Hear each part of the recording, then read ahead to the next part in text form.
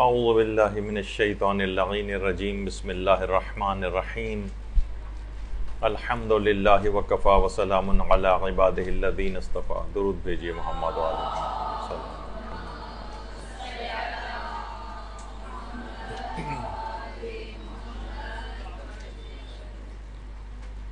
کیونکہ رمضان شروع ہو چکا ہے اور رمضان میں انتہائی اہم ترین چیز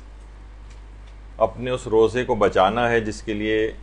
انتہائی محنت، تگ و دو، کوشش کے بعد فطرت سے لڑتے ہوئے، زندگی کے معمولات کو متاثر کرتے ہوئے ہمیں اس روزے کو مکمل کرنا ہے. تو آج ایک 2 گھنٹے کی کلاس میں جتنی بھی تیز رفتاری کے ساتھ ہم ایک سرسری سا جائزہ، بہت کامن عام طور پر پیش آنے والے مسائل جو روزے سے متعلق ہیں، رمضان سے متعلق ہیں، وہ آپ کی خدمت میں پیش کریں گے. دیکھیے، اتنی اہم ترین یہ عبادت ہے، پہلے تو اس کو کہ ہمیں واقعتاً اس کا احساس نہیں، کیونکہ بہت سی روایات میں یہ بات آئی ہے کہ مردے جو ہیں وہ حسرت کرتے. حضرت رسول خدا صلی اللہ علیہ وآلہ وسلم ارشاد فرماتے ہیں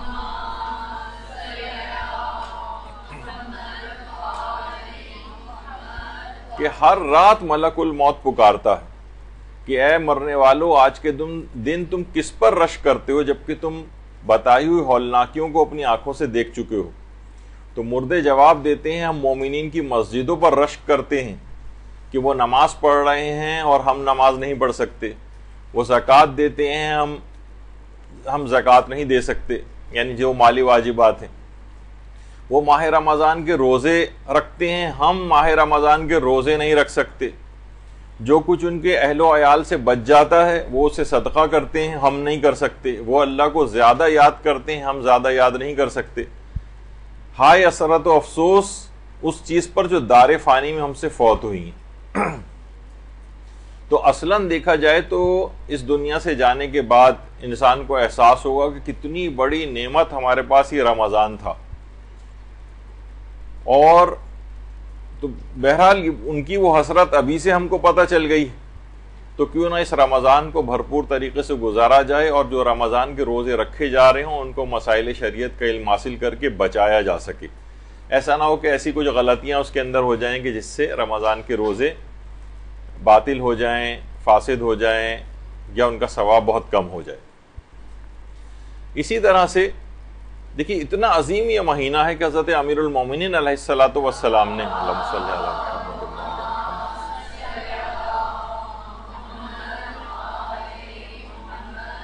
ماہ رمضان کے پہلے ہی دن مسجد کوفہ میں جو خطبہ ارشاد فرمایا تھا، اس میں اللہ کی حمد و ثنا اور پیغمبر کے اوپر صلوات کے بعد یہ بات فرمائی تھی کہ اے لوگو، یقیناً یہ مہینہ جسے اللہ نے دیگر مہینوں پر فضیلت دی، اسی طرح ہے جیسے ہم اہل بیت کی دیگر لوگوں پر فضیلت. اس قدر یہ عظیم مہینہ ہے. تو اس مہینے کی عظمت کا احساس کرتے ہوئے تبرکاً یہ 2 احادیث آپ کے سامنے پیش کر کے اب ہم مسائل فقہ کے اوپر آ جاتے ہیں. اور وہ بہت سے جلدی ایک ریویو ہے، اکثر مسائل آپ کو انشاءاللہ پتہ بھی ہوں گے، لیکن یہ کہ ایک یاد دہانی ہو جائے. سب سے پہلے ایک مسئلہ پیش آتا ہے روزے کی نیت کا مسئلہ. تو دیکھیے، لوگوں کے عام دماغوں میں کانسیپٹ ہے کہ روزے کی نیت کو زبان سے لوگ کہتے ہیں ہم نیت، اکثر یہ مسائل کے اندر بھی پوچھا جاتا ہے. کوئی نماز بتائیں، کہتے ہیں اس نماز کی نیت کیا ہوگی، فلاں کوئی عمل بتائیں اس کی نیت کیا ہوگی، فلاں غسل اس کی الگ سے نیت کیا ہوگی. یعنی اصلاً وہ نیت جو ہے وہ دل کے ارادے کا نام ہوتا ہے. زبان کے اوپر نمازوں کی نیت کا لانا بھی ضروری نہیں ہے، زبانوں کے اوپر روزے کی نیت کا لانا بھی ضروری نہیں. بس صرف ایک زیادہ سے زیادہ ایک نیت کا لانا زبان کے اوپر مستحب ہے، وہ ہے احرام کی نیت. جب انسان عمرہ یا حج کا احرام باندھتا ہے تو اس کی نیت کو زبان پر لے کر آئے. لیکن ادروائز جو نمازیں ہیں، روزے ہیں، دیگر عبادات ہیں، حتیٰ کہ آپ کا خود یہ مدرسے آنا بھی ایک لحاظ سے عبادت ہے، علم حاصل کرنے کے لیے نکلنا. تو آپ کب گھر سے نکلتی ہیں کہ میں مدرسے جا رہی ہوں مستحب قربتاً الی اللہ یا واجب قربتاً الی اللہ، اس طرح کی نیت تو نہیں کرتی. وہی دل کا قصد اور وہی دل کا ارادہ ہوتا ہے. حتیٰ کہ مسئلہ فقہ یہ ہے کہ ان الفاظ کا زبان کے اوپر دہرانا ضروری نہیں ہے، بلکہ دل میں گزارنا بھی ضروری نہیں ہے. یعنی اگر کوئی آپ سے پوچھے، اصلاً وہ نیت نہیں ہے. عام طور پہ آپ کہاں 3:30 بجے صبح کو اٹھ کر اور کوئی چیز کھاتی پیتی ہیں اور پورا اہتمام سے، تو الگ سے نیت کرنے کی کیا ہے؟ یہی تو نیت ہے. ورنہ آپ کیوں اٹھی ہوئی؟ کوئی پوچھے بھائی آپ یہ 3:30 بجے اٹھ کے کیوں یہ سب کچھ کھا پکا رہی ہیں، تو آپ یہی کہیں گے بھائی آج رمضان کا روزہ رکھنا ہے، بس یہی نیت ہے. کوئی ہاں بالکل ہی ہکا بکا ہو جائے اور کہے کہ ارے پتہ نہیں میں کیوں اٹھی ہوئی تھی، اور اس کو کچھ پتہ ہی نہ چلے، تو پھر کہا جائے گا کہ ہاں اس کی تو کوئی نیت ہی نہیں. لیکن اصلاً یہ سب نیت اور یہ دل کا ارادہ ہوتا ہے. اور اس میں جو آپ اکثر ٹی وی کے اوپر بھی وَبِصَوْمِ غَدٍ نَوَيْتُ مِنْ شَهْرِ رمضان کی جو نیت آتی ہے، وہ ایک اس طور پر ہے کہ ایک تذکر ہو جائے. یا بہرحال ہماری فقہ کے اندر تو یہ ہے کہ اس کا نہ زبان پہ دہرانا ضروری ہے اور نہ ہی دل میں گزارنا ضروری ہے. ہاں اگر کوئی پوچھے آپ سے تو آپ کے دل کے نہا خانے سے نکل کر وہ نیت آپ کی زبان پر آ جائے. آپ کو بس اتنا ارادہ کرنا کافی ہوتا ہے. اچھا، روزہ مکمل اخلاص نیت کے ساتھ رکھا جائے گا، حتیٰ کہ جو اس کے محرمات ہیں، یعنی جو مبتلات ہیں، ان کو بھی اس نیت سے آپ بچیں کہ یہ اللہ نے منع کیا ہے. تو اس میں کوئی اور نیتیں شامل ہو جائیں. مثلا کوئی کہے کہ جناب یہ میرا وزن کسی طریقے سے کم ہو جائے، ڈائٹنگ بھی میری ہو جائے گی، اور یہ چیز مستقل ہو. یعنی اگر ڈائٹنگ کی نیت نہ ہو تو آپ روزہ نہیں رکھتی، وزن کم کرنے کی نیت نہ ہوتی تو آپ روزہ نہیں رکھتی، تو آپ کا روزہ باطل ہے. کیونکہ خالصتاً اللہ کے لیے روزے کو ہونا چاہیے. اس میں کوئی سی بھی اور نیت، حتیٰ کہ مثلا 99% جو ہے حکم خدا کی نیت ہے، 1% یہ ہے کہ نہیں میں میری ڈائٹنگ بھی ہو جائے، اور وہ اتنی مستقل نیت ہو کہ ان میں سے کوئی بھی ایک نیت کم ہو تو آپ روزہ نہ رکھتی، تو اس طرح کی نیت بھی باطل ہوتی ہے. ہاں البتہ ضمنی فائدہ آپ کو پتہ ہے کہ ظاہر ہے جب روزے رکھیں گے انسان کی صحت بنے گی، وزن بھی اس کا کم ہوگا، بشرطے کہ سحر و افطار میں ذرا کم کھائے، تو وہ فائدہ بھی اس کو حاصل ہو سکتا ہے. اس طرح کی کوئی ضمنی فائدہ کی نیت ہو تو اس سے فرق نہیں پڑتا. لیکن روزہ مکمل طور پر خالصتاً پروردگار عالم کے لیے رکھنا چاہیے، خالص نیت ہو. اسی کو اخلاص نیت کہتے ہیں. اور خود روزے سے بھی الگ سے اخلاص پیدا ہوتا ہے. ایک تو آدمی خالص نیت کے ساتھ روزہ رکھے، پھر جتنا روزے رکھے گا اتنا ہی اس کے اندر اخلاص کی کیفیت پیدا ہوگی. اچھا، روزے کی نیت میں یہ بھی ضروری نہیں ہے. اکثر لوگ کہتے ہیں کہ آج میں نے غلطی سے آج 6واں روزہ تھا لیکن میں نے جو ہے نا 7ویں روزے کی نیت کر لی، 5ویں روزے کی نیت کر لی. اس سے بھی فرق نہیں پڑتا. یعنی اصلاً بس ماہ رمضان کے روزے کی نیت، اس میں عدد کا کوئی فرق آ جائے کہ آج آپ نے 6 روزے کے بجائے 5واں کہہ دیا، 10ویں روزے کے بجائے 11واں کہہ دیا، اس سے کوئی فرق نہیں پڑتا. روزہ پھر بھی ٹھیک رہے گا. عدد کا کوئی فرق اس کے اندر آ جائے، کوئی معین کرنا ضروری بھی نہیں، اور غلطی ہو جائے تو بھی روزہ صحیح رہتا ہے. حالت روزہ میں بہت لوگ کہتے ہیں کہ یہ مثلا اپنا منہ کو صاف کرنا، ٹوتھ برش کرنا، ٹوتھ پیسٹ کرنا، تو یہ بالکل جائز ہے. حتیٰ کہ بہت سے لوگ یہ بھی کہتے ہیں کہ بھئی آپ نے کیسے جائز کہا، اس میں تو جو ہم پیسٹ استعمال کرتے ہیں اس کا تو ذائقہ بھی ہمیں اپنے منہ میں محسوس ہوتا ہے، اس کی ٹھنڈک محسوس ہوتی ہے، اس سے بھی کوئی فرق نہیں پڑتا ہے. ٹوتھ پیسٹ کو بھی استعمال کیا جا سکتا ہے، اور اگر صرف برش کیا جا رہا ہو اور پیسٹ نہ لگایا جائے تو بھی وہ جائز ہے. البتہ وہ ایک کراہیت والے ایک پہلو کے اندر ممکن ہے کوئی چیز جائے، اس میں بھی اگر بہت زیادہ تفصیل میں جائیں تو اکثر مجتہدین اس کو لکھ دیتے ہیں. لیکن ہماری فقہ میں قاعدہ تسامح، یعنی روایت اگر زیادہ ثابت نہیں بھی ہوتی تب بھی اس کو فقہا کیونکہ ذکر کرتے آئے ہیں تو مجتہد بھی فقہا کے عنوان سے اس کو ذکر کر دیتے ہیں کہ مثلا تر لکڑی سے مسواک کرنا وہ مکروہات کے اندر شمار ہوتا ہے. یعنی اگر خشک ہے مثلا ٹوتھ برش، اور وہ اگر آپ اپنے منہ میں کریں اس سے فرق نہیں پڑتا ہے. بعد میں کلی کسی ضرورت کے تحت کی جائے تو وہ اس میں کراہیت نہیں ہے. بلا ضرورت کلی کرنے کا ایک مسئلہ بھی آگے چل کر بیان ہوگا. بس کوشش یہ کریں کہ جب بھی ٹوتھ پیسٹ وغیرہ کریں اس کو ظاہر انسان نکال کے پھینکتا ہی، اسے نگلتا تو نہیں ہے. البتہ اس کے بعد جب کلیاں کر کے آپ اس پیسٹ کو منہ سے صاف کرتی ہیں تو اس کے بعد مستحبات میں سے بھی ہے کہ 3 دفعہ انسان اپنے لعاب دہن کو باہر تھوک دے اور اس کے بعد تاکہ وہ منہ میں کوئی جو تراوٹ اس کے بعد رہ جاتی ہے وہ اتنی زیادہ اس طرح کی نہیں ہوتی کہ اس کو پانی پینا کہا جائے، اور اس سے بھی روزے پر کوئی فرق نہیں پڑتا۔ تو بہرحال الگ سے بس یہ کوشش یہ کریں کہ ٹوتھ پیسٹ کے دوران ٹوتھ پیسٹ حلق میں نہ چلا جائے، کلیاں کرنے کے دوران وہ پانی حلق کے اندر نہ چلا جائے، لیکن منہ کے اندر ہی رہے، اور اس کے بعد آپ اسے پھینک دیں۔ اس کے بعد جو تری یا گیلاہٹ ٹائپ کی ایک عمومی طور پر منہ کے اندر رہ جاتی ہے وہ روزہ اس سے ٹوٹتا نہیں، تو اس میں کوئی فرق نہیں پڑتا، روزے میں ٹوتھ برش کرنے کی اجازت ہے۔ بہت سے لوگوں کا گلا وغیرہ خراب ہو جاتا ہے تو وہ غرارے کرنا چاہتے ہیں، غرارے کرنا بھی بالکل جائز ہے، لیکن اس طرح سے غرارے کریں کہ پانی حلق میں نہ جائے، کیونکہ اگر غرارے کے دوران پانی حلق میں چلا گیا تو بھی روزہ باطل ہو جائے گا۔ لیکن اگر اس سے اپنے آپ کو بچاتے ہوئے اچھا سادے پانی کے غرارے کریں، نیم گرم پانی سے جو عام طور پر ہوتے ہیں وہ بھی جائز ہے، اور کوئی دوا وغیرہ اس کے اندر ڈال کے اگر کوئی غرارے کیے جائیں، کوئی بھی اینٹی سیپٹک ٹائپ کی کوئی چیز، عام طور پر اینٹی بیکٹیریل وغیرہ اس کے اندر بہت سی کچھ اس طرح کی چیزیں آتی ہیں جو اس کے قطرے وغیرہ ڈال کے غرارے کیے جاتے ہیں، وہ بھی بالکل جائز ہے۔ بس حلق کے اندر کوئی چیز جانی نہیں چاہیے، یہ ایک اصول یاد رکھیں، تو اس سے پھر منہ میں کوئی بھی چیز آپ لے کر جائیں تو اس سے روزے پر فرق نہیں پڑتا۔ اسی طرح سے حالت روزہ میں پانی یا کسی بھی مائع چیز سے کلیاں کرنا، اور وہ بھی بلا وجہ، مثلا ہمیں بہت پیاس لگ رہی ہے، منہ بہت خشک ہوا جا رہا ہے، ہم بار بار کلیاں جا کر رہے ہیں، یہ کام جائز ہے، اس سے روزہ تو نہیں ٹوٹتا ہے، البتہ روزے کا ثواب کم ہو جاتا ہے۔ اچھا کوئی بھی مائع چیز، یعنی اس وہ پانی بھی ہو سکتا ہے، اس پانی کے علاوہ بھی کوئی چیز ہو سکتی ہے، حلق سے کوئی چیز نیچے نہ اترے، لیکن بہرحال بلا وجہ کوئی بھی چیز اگر منہ میں ڈالی جائے گی بلا وجہ، اور اس کے اندر ٹھنڈک پہنچانے کے لیے کلیاں کرنا، اپنے منہ کو اندر سے ٹھنڈا کرنے کے لیے، اس سے روزے کا ثواب کم ہو جائے گا، لیکن روزہ ٹوٹے گا نہیں، بس حلق میں کوئی چیز جانی نہیں چاہیے۔ اچھا اسی طرح سے لوگ بہت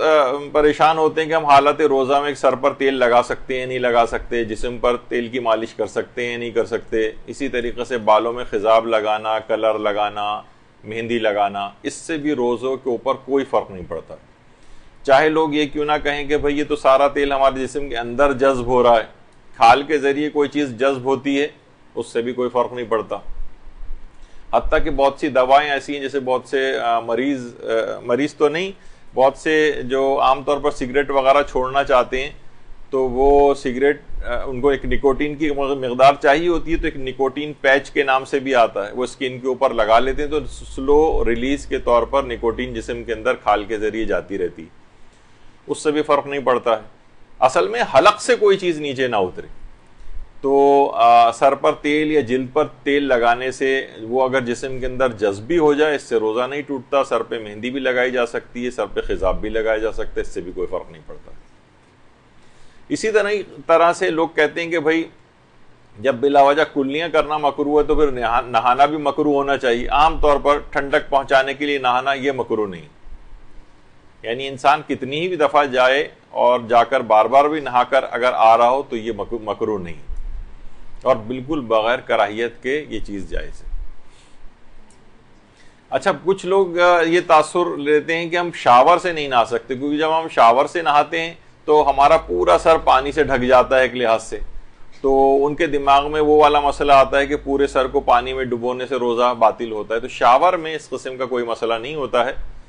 وہ ابھی آگے چل کر آئے گا کہ تیراکی وغیرہ میں اگر کر رہے ہوں یا مثلا سوئمنگ پول کے اندر نہا رہے ہوں تو اس وقت کا ایک مسئلہ اختلاف مراجع کے ساتھ ابھی آگے آئے گا، لیکن شاور سے عمومی طور پر نہانے سے کوئی فرق نہیں پڑتا ہے۔ پورا سر بھی اگر اس کا جو پانی جا رہا ہے، اول تو پورے سر اس طرح سے پانی کے اندر ڈوبتا نہیں ہے تو اس سے کوئی فرق نہیں پڑتا، حتیٰ کہ مکروہ بھی نہیں۔ اچھا بہت سے لوگ اس پہ بھی پریشان ہوتے ہیں کہ حالت روزہ میں، بلکہ بہت سارے لوگوں کا یہ کہ عطر لگانے سے یا عطر کو سونگھنے سے روزہ باطل ہو جاتا ہے، یا باطل نہیں ہوتا تو مکروہ تو ہو ہی جاتا ہے، جبکہ ایسا کچھ نہیں ہے۔ جتنے بھی عطریات ہیں روزے میں وہ استعمال بھی کیے جا سکتے ہیں، بلکہ باعث ثواب بھی ہے کچھ روایات کے اعتبار سے، اور خوشبو کا لگانا اور خوشبو لگا کے نماز پڑھنا وہ بھی آداب میں سے اور مستحبات وغیرہ میں سے، تو روزے دار عطر کو بھی استعمال کر سکتا ہے، اور الکوہل والے پرفیومز وغیرہ کا بھی استعمال کر سکتا ہے۔ عام طور پہ یہ ہوتا ہے لوگ بہت پریشان ہوتے ہیں کہ اس میں تو الکوہل ہے، تو یہ اگر ہم کپڑوں پر لگائیں گے، تو آیت اللہ سیستانی اور جو دیگر مراجع ہیں وہ سب اس بات کی اجازت دیتے ہیں یہ صنعتی الکوہل ہے، یہ نجس نہیں ہوتا، یہ پاک ہوتا ہے، تو اس کو کپڑوں پر لگا کر اور جسم کے اوپر لگا کر بھی نماز بھی پڑھی جا سکتی ہے، اور حالت روزہ میں بھی اس میں کوئی ممانعت نہیں ہے، کوئی فرق نہیں پڑتا۔ اچھا، لوگ کہتے ہیں کہ ہلکی خوشبو تو صحیح، لیکن بہت ہی تیز خوشبو عام طور پر، تو اس کو بھی لگانا یا اس کو بھی سونگھنا یہ بھی روزے کو باطل نہیں کرتا۔ خوشبو خواہ کتنی ہی تیز کیوں نہ ہو، اس کو لگانے سے روزے کے اوپر کوئی فرق نہیں پڑتا ہے، نہ روزہ باطل ہوتا ہے، نہ روزہ مکروہ ہوتا ہے، اور اس میں کوئی حرج نہیں ہے۔ تو یہ ایک دماغ میں رہے مسئلہ۔ اچھا، بہت سے لوگ عام طور پر ایک مسئلہ یہ ہے کہ خوشبودار گھاس کا اور خوشبودار جڑی بوٹیوں وغیرہ کا سونگھنا مکروہ، تو لوگ عام طور پر پھول سونگھنے میں بھی اس کو سمجھتے ہیں کہ اگر ہم پھول سونگھیں گے تو یہ روزے میں مکروہ ہے، تو پھول سونگھنا یا عطر سونگھنا یا پرفیوم وغیرہ سونگھنا یہ مکروہ نہیں ہے، اور یہ فقط خوشبودار گھاس اور خوشبودار جڑی بوٹیوں کا مسئلہ ہے۔ دیکھیے، جب بھی مکروہات یا جب بھی آپ وہ چیز پڑھتی ہیں تو آپ خود سے قیاس نہیں کر سکتے اس کے اوپر۔ جیسے بہت سے لوگوں نے اس پہ قیاس کرنا شروع کر دیا کہ جب کلیاں ٹھنڈے پانی سے کرنا، یعنی اپنے منہ کو ٹھنڈک پہنچانے کے لیے اگر ہم کر رہے ہیں بلا وجہ، تو اسی طریقے سے بلا وجہ نہانا بھی مکروہ ہونا چاہیے، یہ قیاس ہے۔ اسی طریقے سے خوشبودار گھاس اور جڑی بوٹیوں کا جو تذکرہ ہے تو فقط اسی کی حد تک یہ چیز رہے گی، اور دوسری خوشبودار چیزوں کے اوپر مسئلہ نہیں جائے گا۔ تو پھول سونگھنا یہ الگ سے لکھ کر بھی آیت اللہ سیستانی کے آفس کے لحاظ سے بھی معلوم کر لیا گیا، تو وہاں سے بھی انہوں نے کہا کہ پھول سونگھنا یہ کراہیت نہیں ہے، البتہ خوشبودار گھاس کو سونگھنا یا خوشبودار جڑی بوٹیاں وغیرہ سونگھنا یہ مکروہ ہے۔ اچھا، اب منہ میں ظاہر ہے لعاب دہن پیدا ہوتا ہے، اور حالت روزہ میں جان بوجھ کر انسان اگر اب تھوک کو نگلے تو اس سے بھی روزے پر کوئی فرق نہیں پڑتا۔ لوگ عام طور پر یہ ہوتا ہے، بہت سے لوگ حالت روزہ میں بار بار جا کر تھوک رہے ہیں، بار بار باتھ روم جا رہے ہیں، بیسن میں جا رہے ہیں، تو اس کی کوئی ضرورت نہیں ہے، اور اس سے روزے پر کوئی فرق نہیں پڑتا۔ اچھا، اسی طرح اگر کوئی لذیذ چیز دیکھ کر منہ میں پانی بھرائے، جیسے ابھی آپ کے ساتھ ہو رہا ہے، تو اس سے بھی روزہ باطل نہیں ہوتا۔ مثلا بعض اوقات کسی کھٹی چیز کو دیکھ کر یا مثلا سونگ کر یا کسی لذیذ چیز کا تصور دماغ میں ہم لے کر آئیں اور منہ میں پانی بھر آئے، ایک تو ہوتا ہے کہ نارمل لعاب دہن، اور ایک ہوتا ہے کہ نہیں، ان وجوہات کی بنا پر منہ میں پانی بھرا آ رہا ہے اور ہم گھٹا گھٹ اس کو پی رہے ہیں، اس سے بھی کوئی فرق نہیں پڑتا ہے، روزہ بالکل آپ کا صحیح رہے گا، نہ باطل ہوگا نہ مکروہ ہوگا، کوئی فرق نہیں پڑتا۔ اسی طرح سے ہاں، انسان اگر پیاس کی وجہ سے کلی کرے، یعنی پانی منہ میں گھمائے اور بے اختیار حلق سے پانی نیچے چلا جائے، تو اس روزے کو بھی مکمل کرنا ہوگا، اور بعد رمضان اس روزے کی قضا بھی کرنا پڑے گی۔ ہاں، روزے جب حالت روزہ میں جب آپ وضو کرتی ہیں اپنی نمازوں کے لیے، تو اس میں جو کلی کرتی ہیں اس میں اگر بے اختیار پانی چلا جائے تو اس سے روزے پر فرق نہیں پڑتا۔ یہ اس وقت کی بات ہے جب آپ پیاس کی وجہ سے کلی کریں، یا منہ کو ٹھنڈک پہنچانے کے لیے کلیاں کر رہی ہیں آپ، اور بے اختیار پانی حلق سے نیچے چلا گیا، تو روزہ ٹوٹ جائے گا، لیکن کیا ہے کہ اس میں آپ کو اس دن پورا امساک کرنا پڑے گا، یعنی تمام روزہ توڑنے والی چیزوں سے بھی اپنے آپ کو بچانا ہے، اور بعد رمضان اس روزے کی قضا بھی کرنی۔ بہت احتیاط کے ساتھ اگر کوئی کلیاں کر رہا ہے تو پانی حلق میں جانا نہیں چاہیے۔ غلطی سے بھی اگر ایسا ہو گیا تو روزہ اس کو بھی مکمل کریں اور بعد رمضان قضا بھی کریں۔ ہاں، صرف وضو میں جو کلیاں کی جاتی ہیں اس سے فرق نہیں پڑتا ہے، وضو میں آپ کلیاں کر سکتی ہیں، اور اس میں بے اختیار اچانک سے پانی حلق کے اندر چلا گیا، وہ مبطل روزہ نہیں، اس سے روزہ بھی نہیں ٹوٹتا ہے، بعد رمضان کوئی قضا وضا بھی نہیں کرنا ہے۔ بلکہ بعض مراجع تو وضو میں بھی دو حصوں میں تقسیم کرتے تھے، ایک ہوتا ہے واجب نماز کے لیے وضو کرنا، جس میں مرحوم آیت اللہ خوئی شامل تھے۔ آیت اللہ سیستانی نے واجب وضو اور مستحب وضو بھی کوئی الگ الگ نہیں کیا اس کو، اور کہا کہ وضو میں اگر جو کلی کرتا ہے اس میں بے اختیار چلا جائے تو نہیں ٹوٹتا ہے۔ لیکن آیت اللہ خوئی کہتے تھے واجب نماز کے لیے جو وضو کر رہے ہیں اس میں پانی چلا جائے تو نہیں ٹوٹتا ہے، اگر غلطی سے ایسا ہو جائے، لیکن اگر آپ مستحب وضو کر رہے ہیں، ایسے ہی پاک ہونے کے لیے کر رہے ہیں، آپ کے لیے کوئی ضروری نہیں ہے کہ آپ وضو کرتے، لیکن آپ تو اس میں اگر کلی کرنے کے درمیان پانی چلا گیا تو وہ فرماتے تھے کہ نہیں اس کو بھی مکمل کر کے بعد رمضان اس کی بھی قضا کرنی پڑے گی. لیکن بہرحال یہ میں نے اس میں مجتہدین کا ایک اختلاف تھا، تو عام طور پر کلی کرنے میں یہ والی احتیاط کی جائے. اچھا، اب ایک مسئلہ یہ بھی ہے کہ بہت سے لوگ فوراً، کیونکہ بہت کامن پیش آنے والے، ہم جلدی جلدی مسئلوں کو مکمل کر رہے ہیں، اس میں بہت سی تفصیل میں جا بھی نہیں رہے، لیکن ایک ریویو ہو جائے تاکہ ایک سرسری جائزہ. کوئی شخص اگر کھا پی رہا ہے بھول کر تو اس کو بتانا واجب نہیں. دیکھیے کتنی چیزیں ایسی ہیں کہ جو واجب نہیں ہوتی. کتنے علماء سے پوچھا گیا، مثلا کوئی قاری قرآن اگر قرات قرآن کر رہا ہے اور وہ کوئی غلطیاں کر رہا ہے تو ہمیں کیا بتانا واجب ہے؟ تو علماء نے کہا نہیں، بتانا واجب نہیں. اسی طریقے سے اگر کوئی شخص بھولے سے کھا پی رہا ہے اس کو بتانا واجب نہیں. حتیٰ کہ بعض اوقات اس کو پتہ نہیں ہے کہ فلاں چیز نجس ہے اور وہ کھا پی رہا ہے، اس کو بھی بتانا واجب نہیں. کوئی شخص نے مثلا کسی کے کپڑوں پر کوئی نجاست گر گئی، ہمیں پتہ ہے کہ اس کے کپڑے پہ پیشاب کی نجاست گری ہے، یا جس جگہ پہ بیٹھا ہوا تھا جگہ گیلی تھی، ایک بچہ پیشاب کر کے گیا تھا، یہ بیٹھ گیا، یہ سوچ رہا تھا کہ شاید پانی وغیرہ پڑا ہوا ہے، ہمیں بتانا واجب نہیں. ارے یہ تو پیشاب تھا، اب جا کے پاک کیجیے، اس کو زحمت میں ڈالنے کی واجب نہیں ہے. اس سے مراد یہ نہیں کہ حرام ہے، بتا سکتے ہیں لیکن واجب نہیں ہے آپ پر بتانا. اسی طریقے سے اگر کوئی شخص بھول کر کھا پی رہا ہے تو اس کو بھی بتانا واجب نہیں. اسی طریقے سے مثلا اگر کوئی نماز فجر کا ٹائم ہے اور گھر میں کوئی پڑا ہوا سو رہا ہے اور وہ عام طور پر اٹھ کے نماز پڑھتا ہے لیکن آج نیند کا غلبہ زیادہ ہے، اس کو اٹھانا بھی واجب نہیں. ہاں اگر کوئی یہ کہہ کے سویا ہے کہ بھائی میں اب کل بہت تھکا ہوں، میں نماز فجر کے لیے مجھے نہیں اٹھانا، اس کو ضرور اٹھائیے جا کر. وجہ اس کی یہ کہ یہ گناہ کے ارادے کے ساتھ سویا ہوا ہے، اور وہ جو ہے اس کو ہم کہتے ہیں کہ شبہ موضوعیہ میں سویا ہوا ہے اور حالت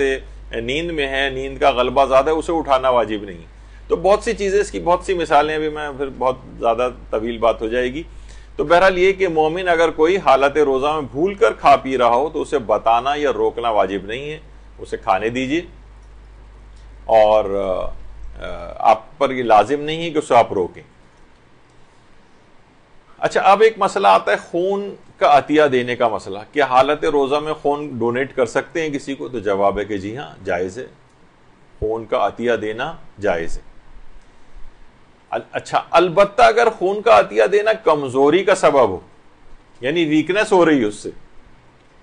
بہت معمولی ویکنس ہو تو وہ تو شاید اتنی کاؤنٹ نہ ہو، لیکن زیادہ کمزوری اگر ہو رہی ہے تو پھر خون کا دینا مکروہ.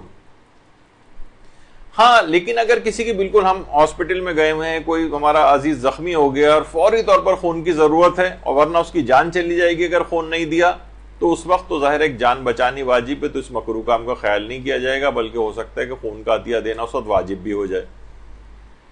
لیکن عمومی حالات میں کسی جگہ کیمپ لگا ہوا ہے، کہیں کوئی ایسی ایمرجنسی نہیں ہے، بہت سارے لوگ لائن بنا کے خون دے رہے ہیں، بعد میں مریضوں کے ہی کبھی کام آئے گا، اور خون دینا کمزوری کا سبب ہو رہا ہو، ویکنس کا سبب ہو، تو پھر خون کا دینا مکروہ، حتیٰ کہ بلڈ ڈونیٹ کرنا بھی مکروہ ہوگا، یعنی عمومی حالات کے اندر. لیکن اگر بہت زیادہ ضرورت ہے، ایمرجنسی میں کہیں ضرورت پیش آ گئی ہے، یا کوئی زخمی سامنے ہی ہے اور اسی وقت اس کو ضرورت ہے، تو پھر اس کا ایک مسئلہ الگ ہے، اس وقت پھر اس مکروہ وغیرہ کا خیال نہیں کیا جائے گا. اچھا، جس طرح سے خون دینا یا خون جسم سے اس طرح سے نکالنا، اصلاً آج کل ایک طریقہ علاج ہجامہ بھی رائج ہو گیا ہے، کپنگ جس کو کہتے ہیں، جس میں سے خون نکالا جاتا ہے جسم سے. تو کپنگ کے ذریعے، ہجامہ کے ذریعے، وہ بھی اگر اس کا خون کا نکلنا کمزوری کا سبب ہو تو وہ کام مکروہ ہو جاتا ہے، اگر ہجامہ کروایا جائے، کہ بلکہ ہر وہ کام کرنا جس سے جسم سے خون نکلے. اچھا، اب ایک مسئلہ یہ ہے، وہ ہے حالت روزہ میں نزلہ کھانسی بھی ہوتا ہے اور جسم میں بلغم بھی پیدا ہو رہا ہوتا ہے حلق میں، تو اس کو نگلنے کا کیا مسئلہ ہے؟ دیکھیے عام طور پر تو یہ ہے کہ جیسے دماغ سے، جسے کہا جاتا ہے، ویسے تو دماغ میں کوئی نہیں ہوتا، لیکن جس طریقے سے عام طور پر ایک کانسیپٹ ہوتا ہے کہ دماغ سے یا سینے کا بلغم ویسے ہی آدمی نگل لے اور وہ منہ کی فضا میں نہ آئے، تو سارے مجتہدین اس کو کہتے ہیں کہ یہ تو کام جائز ہے. لیکن اصلاً اختلاف وہاں پر شروع ہوتا ہے مجتہدین میں جب وہ بلغم نکل کر منہ کی فضا میں آ جائے. منہ کی فضا میں. تو رہبر معظم آیت اللہ خامنئی اور آیت اللہ خوئی مرحوم کے نظریے میں، اور زیادہ بلکہ مشہور نظریہ یہ ہے کہ احتیاط واجب کی بنا پر اس چیز کو نگلنا نہیں چاہیے، بلغم کو نگلنا نہیں چاہیے اگر وہ منہ کی فضا میں آ جائے. لیکن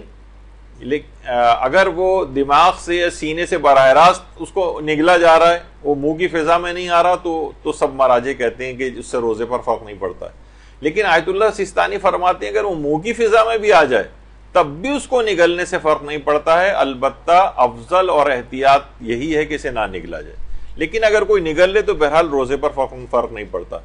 تو کبھی اگر اس طرح سے ایسا ہو جائے، اور انسان، یہ اکثر اس وقت پیش آتا تھا مسئلہ،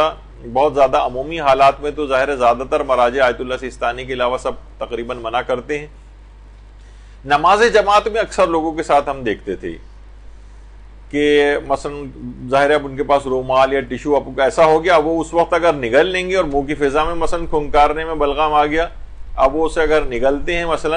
تو روزہ باطل ہوتا ہے، اور دوران جماعت چھوڑ کر بھی نہیں جا سکتے، نماز بھی مکمل کرنا ہے. تو اس وقت بڑی صورتحال ایسی ہو جاتی تھی. تو اس معاملے میں ان مجتہدین کے مقلدین بھی اگر مثلا آیت اللہ سیستانی کی طرف رجوع کر لیتے ہیں اور ان کے لیے وہ رجوع مسائل شریعت کے مطابق ہو، اس کی ایک الگ تفصیل ہے، تو بہرحال ان کا وہ روزہ اس کے باوجود بچ سکتا ہے اگر وہ رجوع کر لیں اور نگل لیں اس بلغم کو، تو اس سے فرق نہیں پڑے گا. اچھا، اسی طرح سے اسٹیم لینا ہے. بہت سے لوگوں کی ناک بند ہو جاتی ہے، نزلہ ہوتا ہے، یا مثلا فیشیل وغیرہ، کیونکہ ابھی جب عید کے قریب آئے گا مرحلہ تو اس وقت یہ ہوتا ہے کہ حالت روزہ میں خواتین فیشیل وغیرہ یہ سب لیں گی. تو جو بھاپ وغیرہ اٹھ رہی ہوتی ہے وہ سب ناک میں جاتی ہے، اس سے روزہ باطل نہیں ہوتا، اس سے روزہ باطل نہیں، کیونکہ یہ غبار لطیف کہلاتا ہے. یعنی یہ غبار کثیف یا غبار غلیظ جسے کہا جاتا ہے وہ نہیں ہے، غبار لطیف ہے. عام طور پر خواتین وہ بھی پوچھتی ہیں جب وہ کھانا پکا رہی ہوتی ہیں تو پتیلی وغیرہ میں سے ایک بھاپ سی نکل رہی ہوتی ہے، اس کے سامنے جھک کر ہی وہ دیکھ رہی ہوتی ہیں، تو وہ بھاپ بھی اکثر ان کے ناک میں چلی جاتی ہے، اور کبھی وہ کہتی ہیں کہ ہمیں حلق میں کھانے کا ذائقہ بھی محسوس ہوتا ہے. تو اس سے بھی روزے پر بہرحال فرق نہیں پڑتا ہے، اور وہ بھی غبار کثیف کے اندر نہیں آتا. البتہ علماء کہتے ہیں اگر اس طرح کی کوئی بھاپ ہو، اتنی زیادہ بھاپ لی جا رہی ہو کہ وہ بھاپ پانی کے قطروں میں تبدیل ہو کر کنڈینس ہو کر آپ کے حلق پر گرے اور حلق سے پھر آپ ان قطروں کو نیچے اتاریں، تو اس سے روزہ ٹوٹ سکتا ہے. تو عموماً لیکن عام طور پر جو عام نارمل اسٹیم وغیرہ لی جاتی ہے ناک کو کھولنے کے لیے یا فیشیل وغیرہ میں جو جا رہی ہوتی ہے، اس سے قطروں والی صورتحال عام طور پر نہیں ہوتی ہے، تو اس سے بھی لینے میں کوئی حرج نہیں ہے اور روزہ بالکل ٹھیک رہتا ہے، تب بھی ٹھیک ہے. اچھا، اسی طریقے سے بہت سے لوگ ذرا اور جن کے پاس سہولیات ہیں ساؤنا بات وغیرہ لیتے ہیں، اسٹیم بات لیتے ہیں، باقاعدہ ایک کمرہ ہے جس کے اندر وہ بیٹھ کے اور اسٹیم اتنی زیادہ مقدار میں اندر جا رہی ہوتی ہے، تو اس میں اگر اتنی زیادہ بھاپ ہو کہ قطرات کی صورت میں حلق سے وہ نیچے اتر رہا ہے پانی، تو اس سے روزہ باطل ہوتا ہے. لیکن اگر ایسا نہیں ہے تو ساؤنا بات اور اسٹیم بات لینا وہ بھی بالکل جائز ہے، اگر اس تک بات نہ پہنچے قطرات کی صورت میں. اچھا، اب مسئلہ آتا ہے غبار غلیظ کا، یہ جو کثیف جسے کہتے ہیں غبار کثیف. غلیظ اصل میں گاڑھے کو کہتے ہیں عربی میں، یعنی ڈینس، یعنی جو عام طور پر بہت گاڑھا دھواں ہوتا ہے، جیسے بسوں میں سے نکل رہا ہوتا ہے یا اور کوئی لکڑی یا کوئی چیز جلائی جائے اس میں سے نکل رہا ہوتا ہے. تو وہ اگر حلق تک پہنچ جائے، اور اس صورت میں ہے کہ وہ شخص متوجہ بھی ہو اور احتیاط بھی کر رہا ہو کسی طریقے سے یہ دھواں میری ناک میں نہ جائے، یعنی اگر اس نے احتیاط نہیں کی،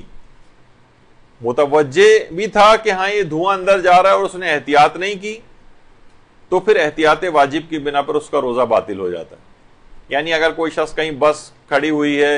اور وہ خوب دھواں نکال رہی ہے اور وہ شخص وہیں کھڑے ہو کے جانتے بوجھتے بھی وہیں کھڑا ہے اور کوئی پرواہ نہیں کر رہا اور دھواں سانس کے ذریعے اندر لے رہا ہے، تو اس کا روزہ احتیاط واجب کی بنا پر باطل ہو جائے گا، دھواں اگر اتنی مقدار میں اس کے اس طرح سے اندر جا رہا ہے. لیکن اگر وہ شخص یا تو متوجہ ہی نہیں ہے، مثلا کوئی ایک دم سے ایکسیڈنٹ ہوا، بس کھڑی ہوئی ہے، دھواں بھی نکل رہا ہے اور وہ متوجہ نہیں ہے کہ دھواں اور پھر اندر چلا گیا اس کے بے خیالی میں، اس سے روزہ نہیں ٹوٹے گا. یا اس نے احتیاط کی اور پھر بھی دھواں اندر چلا گیا، وہ سانس کو روک رہا ہے، ناک کے اوپر اپنے ہاتھ کو رکھ رہا ہے، ناک پہ لا کے کوئی رومال رکھ رہا ہے اور پھر کچھ دھواں اندر چلا گیا، اس سے بھی روزے پر فرق نہیں پڑتا۔ تو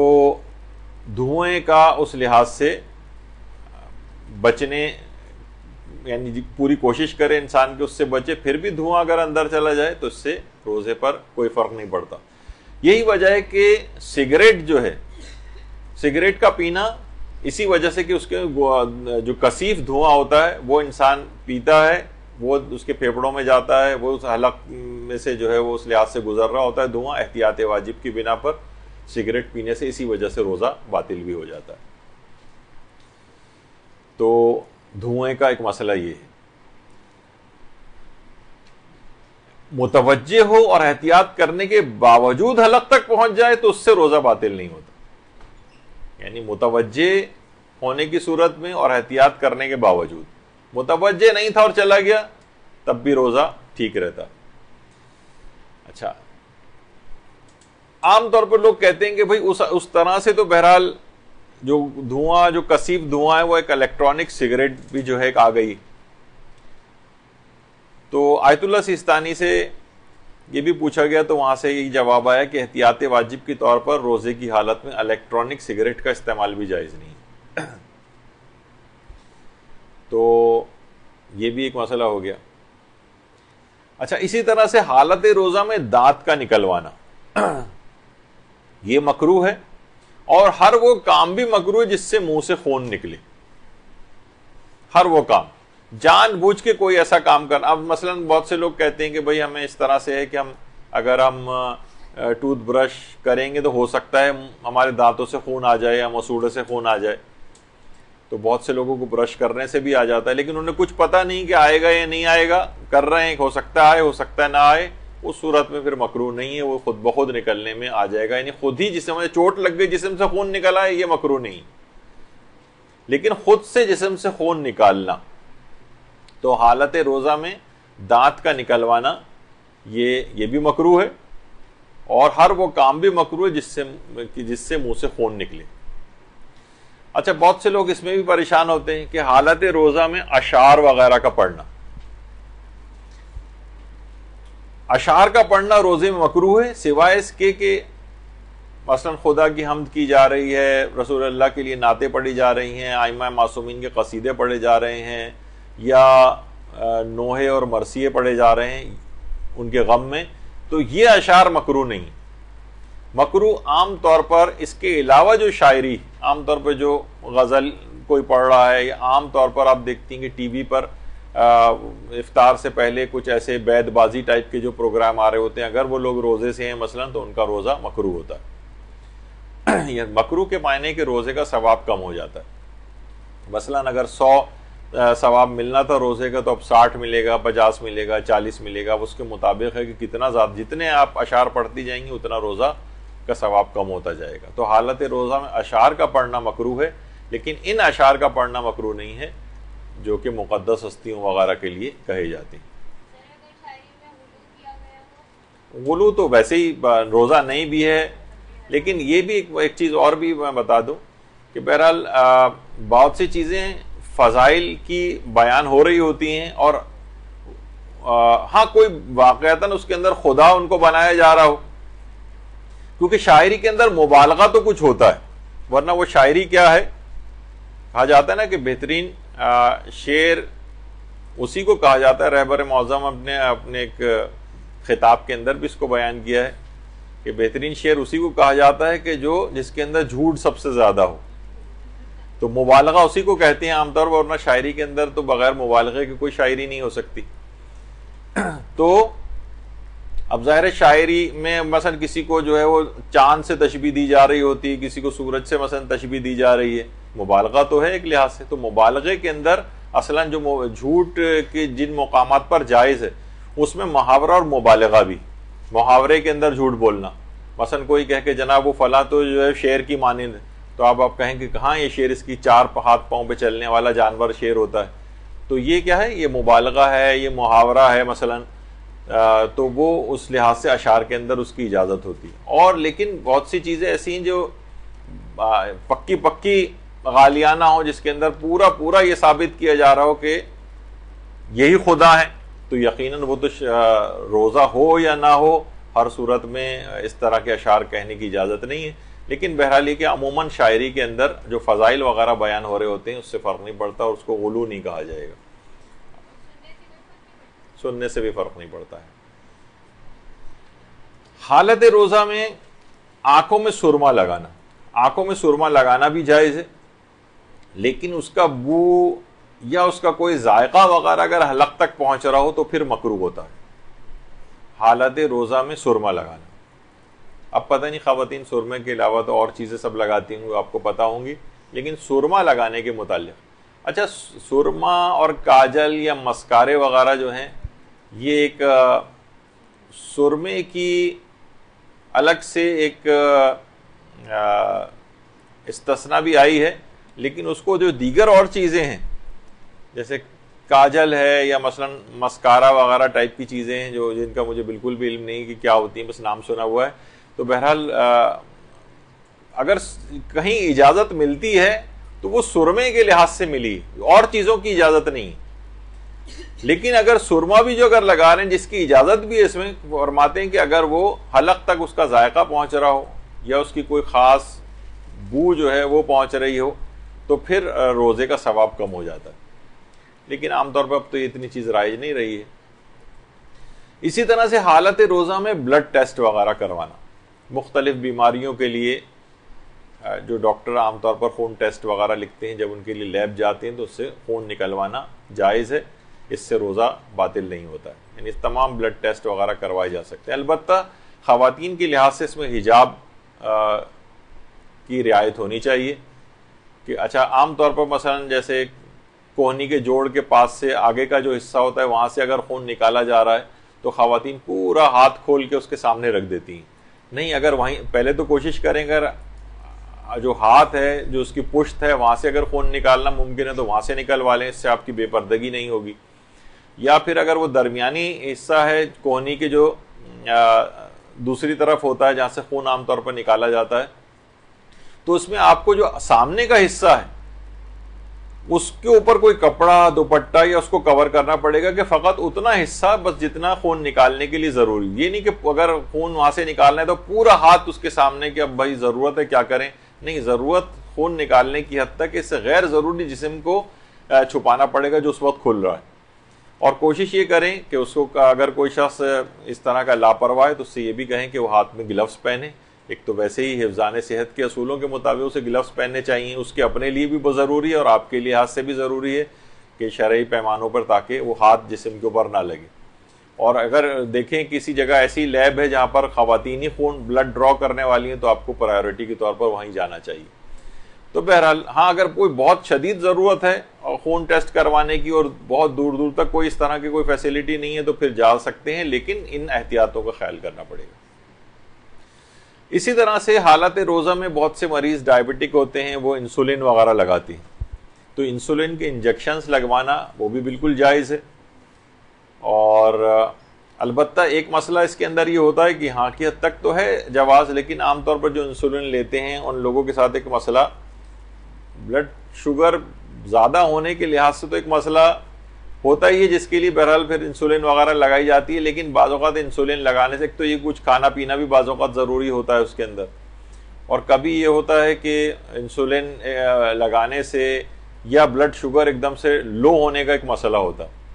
تو اب اس کی تو تفصیل میں بھی فی الحال اتنا زیادہ نہیں جا سکتے، جو اتنے ان کے الگ سے مسئلے ہوتے ہیں کافی دقیق، ان کو خود کسی عالم دین کے پاس بیٹھ کر ان مسئلوں کو حل کرنا چاہیے. تو بہت سے ایسے مریض بھی ہوتے ہیں جو چاہتے ہیں کہ ہم روزہ بھی رکھ لیں، اور کبھی ان کی بلڈ شوگر ڈاؤن ہونے کا مسئلہ ہوتا ہے تو ایک کینولا لگا کر رکھتے ہیں تاکہ وہ گلوکوز کے اسی وقت انجیکشنز وغیرہ لگا کے اپنی شوگر کو بڑھا سکیں، کیونکہ لو شوگر زیادہ خطرناک ہوتی ہے بنسبت ہائی شوگر وغیرہ کے، اور آدمی ایک دم سے بے ہوش وغیرہ ہو جاتا ہے. تو بہرحال ان کے کچھ اپنے مسئلے ایسے ہیں، لیکن اصلاً یہ کہ انجیکشن انسولین کا لگانے سے روزے کے اوپر کوئی فرق نہیں پڑتا اور لگایا جا سکتا. اسی طرح سے حالت روزہ میں ڈینٹسٹ کے پاس جا کر اپنا علاج کروانا، تو اس سے بھی کوئی فرق نہیں پڑتا ہے، بالکل علاج کروا سکتے ہیں، دانتوں کی صفائی کروا سکتے ہیں. ظاہر ہے وہ منہ میں مستقل ایک لحاظ سے کچھ اسپرے بھی ہو رہا ہوتا ہے پانی کا، بس حلق سے کوئی چیز نیچے نہ اترے، جو خون وغیرہ نکلتا ہے وہ بھی حلق سے نیچے نہ اترے، اور ظاہر ہے کہ اس کو کچھ رنس کر کے پانی کو یا اس کو آپ منہ سے نکال بھی دیتے ہیں، اور خون وغیرہ بھی اگر منہ میں آ رہا ہوتا ہے تو اس کو بھی انسان تھوک دے، اور بس اس کے بعد وہ اتنا اگر معمولی، ابھی خیر خون کی بھی تھوڑی سی بات اور آئے گی، لیکن یہ کہ حالت روزہ میں ڈینٹسٹ کے پاس جا کر اپنا علاج کروانے کی اجازت ہے. بس کوشش یہ کریں کہ پانی یا خون میں سے کوئی چیز حلق سے یا کسی دوا کوئی حلق سے نیچے نہ اترے. بعض اوقات وہ سن کرنے کے لیے کچھ انجیکشنز وغیرہ بھی لگاتے ہیں، تو اس سے بھی کوئی فرق نہیں پڑتا ہے، علاج کروانے کے لیے جا سکتے ہیں. اچھا، بعض اوقات یہ ہوتا ہے کہ مسوڑوں سے کچھ خون نکلتا ہے اور ہماری بالکل توجہ نہیں رہی اور بے اختیار ہم نے اس کو نگل لیا، اس سے بھی روزے پر فرق نہیں پڑتا. لیکن کبھی یہ بھی ہوتا ہے کہ خون اتنا معمولی مقدار میں ہوتا ہے کہ وہ تھوک میں گھل مل کر ختم ہو جاتا ہے، اور پھر انسان اس کو نگل لے تو اس سے بھی روزے پر فرق نہیں پڑتا. مثلا اس نے خون کو تھوک دیا، لیکن پھر بھی ہلکا سا خون منہ میں آیا، لیکن اس طرح سے آیا کہ وہ تھوک میں گھل مل کے بالکل ختم ہو گیا. اب منہ کو اندر سے پانی سے پاک کرنا بھی اس لحاظ سے واجب نہیں ہوتا اگر اتنی معمولی مقدار، یعنی بس انسان اس کو تھوک دے تو منہ کو الگ سے پانی سے پاک کرنا بھی واجب نہیں اگر اتنی معمولی مقدار تھی اس خون کی کہ وہ گھل مل کر ختم ہو گئی اس میں. تو بہرحال اور اس کے بعد ظاہر ہے اس لعاب کو جو کہ اس میں ختم ہو چکا تھا خون، اب اس کو اگر وہ نگل رہا ہے، اس سے بھی روزے پر فرق نہیں پڑتا ہے. اچھا، اسی طرح سے حالت روزہ میں اگر کسی کو کمزوری ہو جائے، دوا کی جو ڈرپس ہوتی ہیں وہ تو سب لگوانے کی اجازت ہے. البتہ غذائی کمی کو دور کرنے کے لیے، طاقت وغیرہ کے لیے اگر کوئی شخص ڈرپ لگوائے تو آیت اللہ خوئی اور آیت اللہ سیستانی کے فتوے میں جائز ہے، لیکن امام خمینی اور رہبر معظم فرماتے تھے کہ احتیاط واجب کی بنا پر طاقت والی جو چیزیں ہیں جو غذائی کمی کو دور کرنے کے لیے انہیں روزے کی حالت میں نہ لگوائے جائے. جیسے طاقت کے مثلا کوئی انجیکشنز لگوائے اگر، تو آغا سیستانی کہتے ہیں جائز، لیکن آغا رہبر یا امام خمینی وغیرہ وہ کہتے تھے کہ احتیاط واجب کی بنا پر اس سے اجتناب کرنا چاہیے. تو وہ اگر آیت اللہ خامنہئی کے مقلدین آیت اللہ سیستانی کی طرف اس مسئلے میں رجوع کر لیں تو وہ بھی ڈرپ وغیرہ لگوا سکتے ہیں، گلوکوز کی بھی لگوا سکتے ہیں، یا کوئی اور اس طرح سے غذائی کمی کو دور کرنے کے لیے جو ہوتی ہیں، یا طاقت کے انجیکشنز بھی. تو جیسے طاقت کے جو انجیکشن ہے وہی والا مسئلہ، چاہے وہ ڈرپ ہو یا طاقت کے انجیکشنز ہوں، آغا سیستانی اس کو جائز قرار دیتے ہیں اور رہبر معظم اس کو احتیاط واجب کی بنا پر جائز نہیں کہتے، اور رجوع کی گنجائش اس کے اندر بھی موجود ہے. اچھا، اب آ جائیے آنکھوں میں دوا ڈالنے کا مسئلہ. آنکھوں میں دوا ڈالنا بھی بالکل جائز ہے، چاہے اس کا ذائقہ آپ کو حلق میں محسوس ہی کیوں نہ ہو. آنکھ میں دوا ڈالنے کی بالکل اجازت ہے، کان میں دوا ڈالنے کی بھی بالکل اجازت ہے. اچھا، ناک میں اگر کوئی دوا ڈال رہے ہیں تو ناک میں اگر کوئی دوا ڈالی جا رہی، ناک بند ہے اور قطروں کی صورت میں ڈال رہے ہیں، تو قطرے تو ایک دم سے پھسل کے آپ کے حلق کے اندر جاتے ہیں، تو اس کو تو اجتناب کیا جائے. اگر قطرات کی صورت میں اس طرح سے تو وہ تو ایک دم سے حلق میں جائے گا. ہاں، البتہ اگر اسپرے کی صورت میں ہے تو اسپرے میں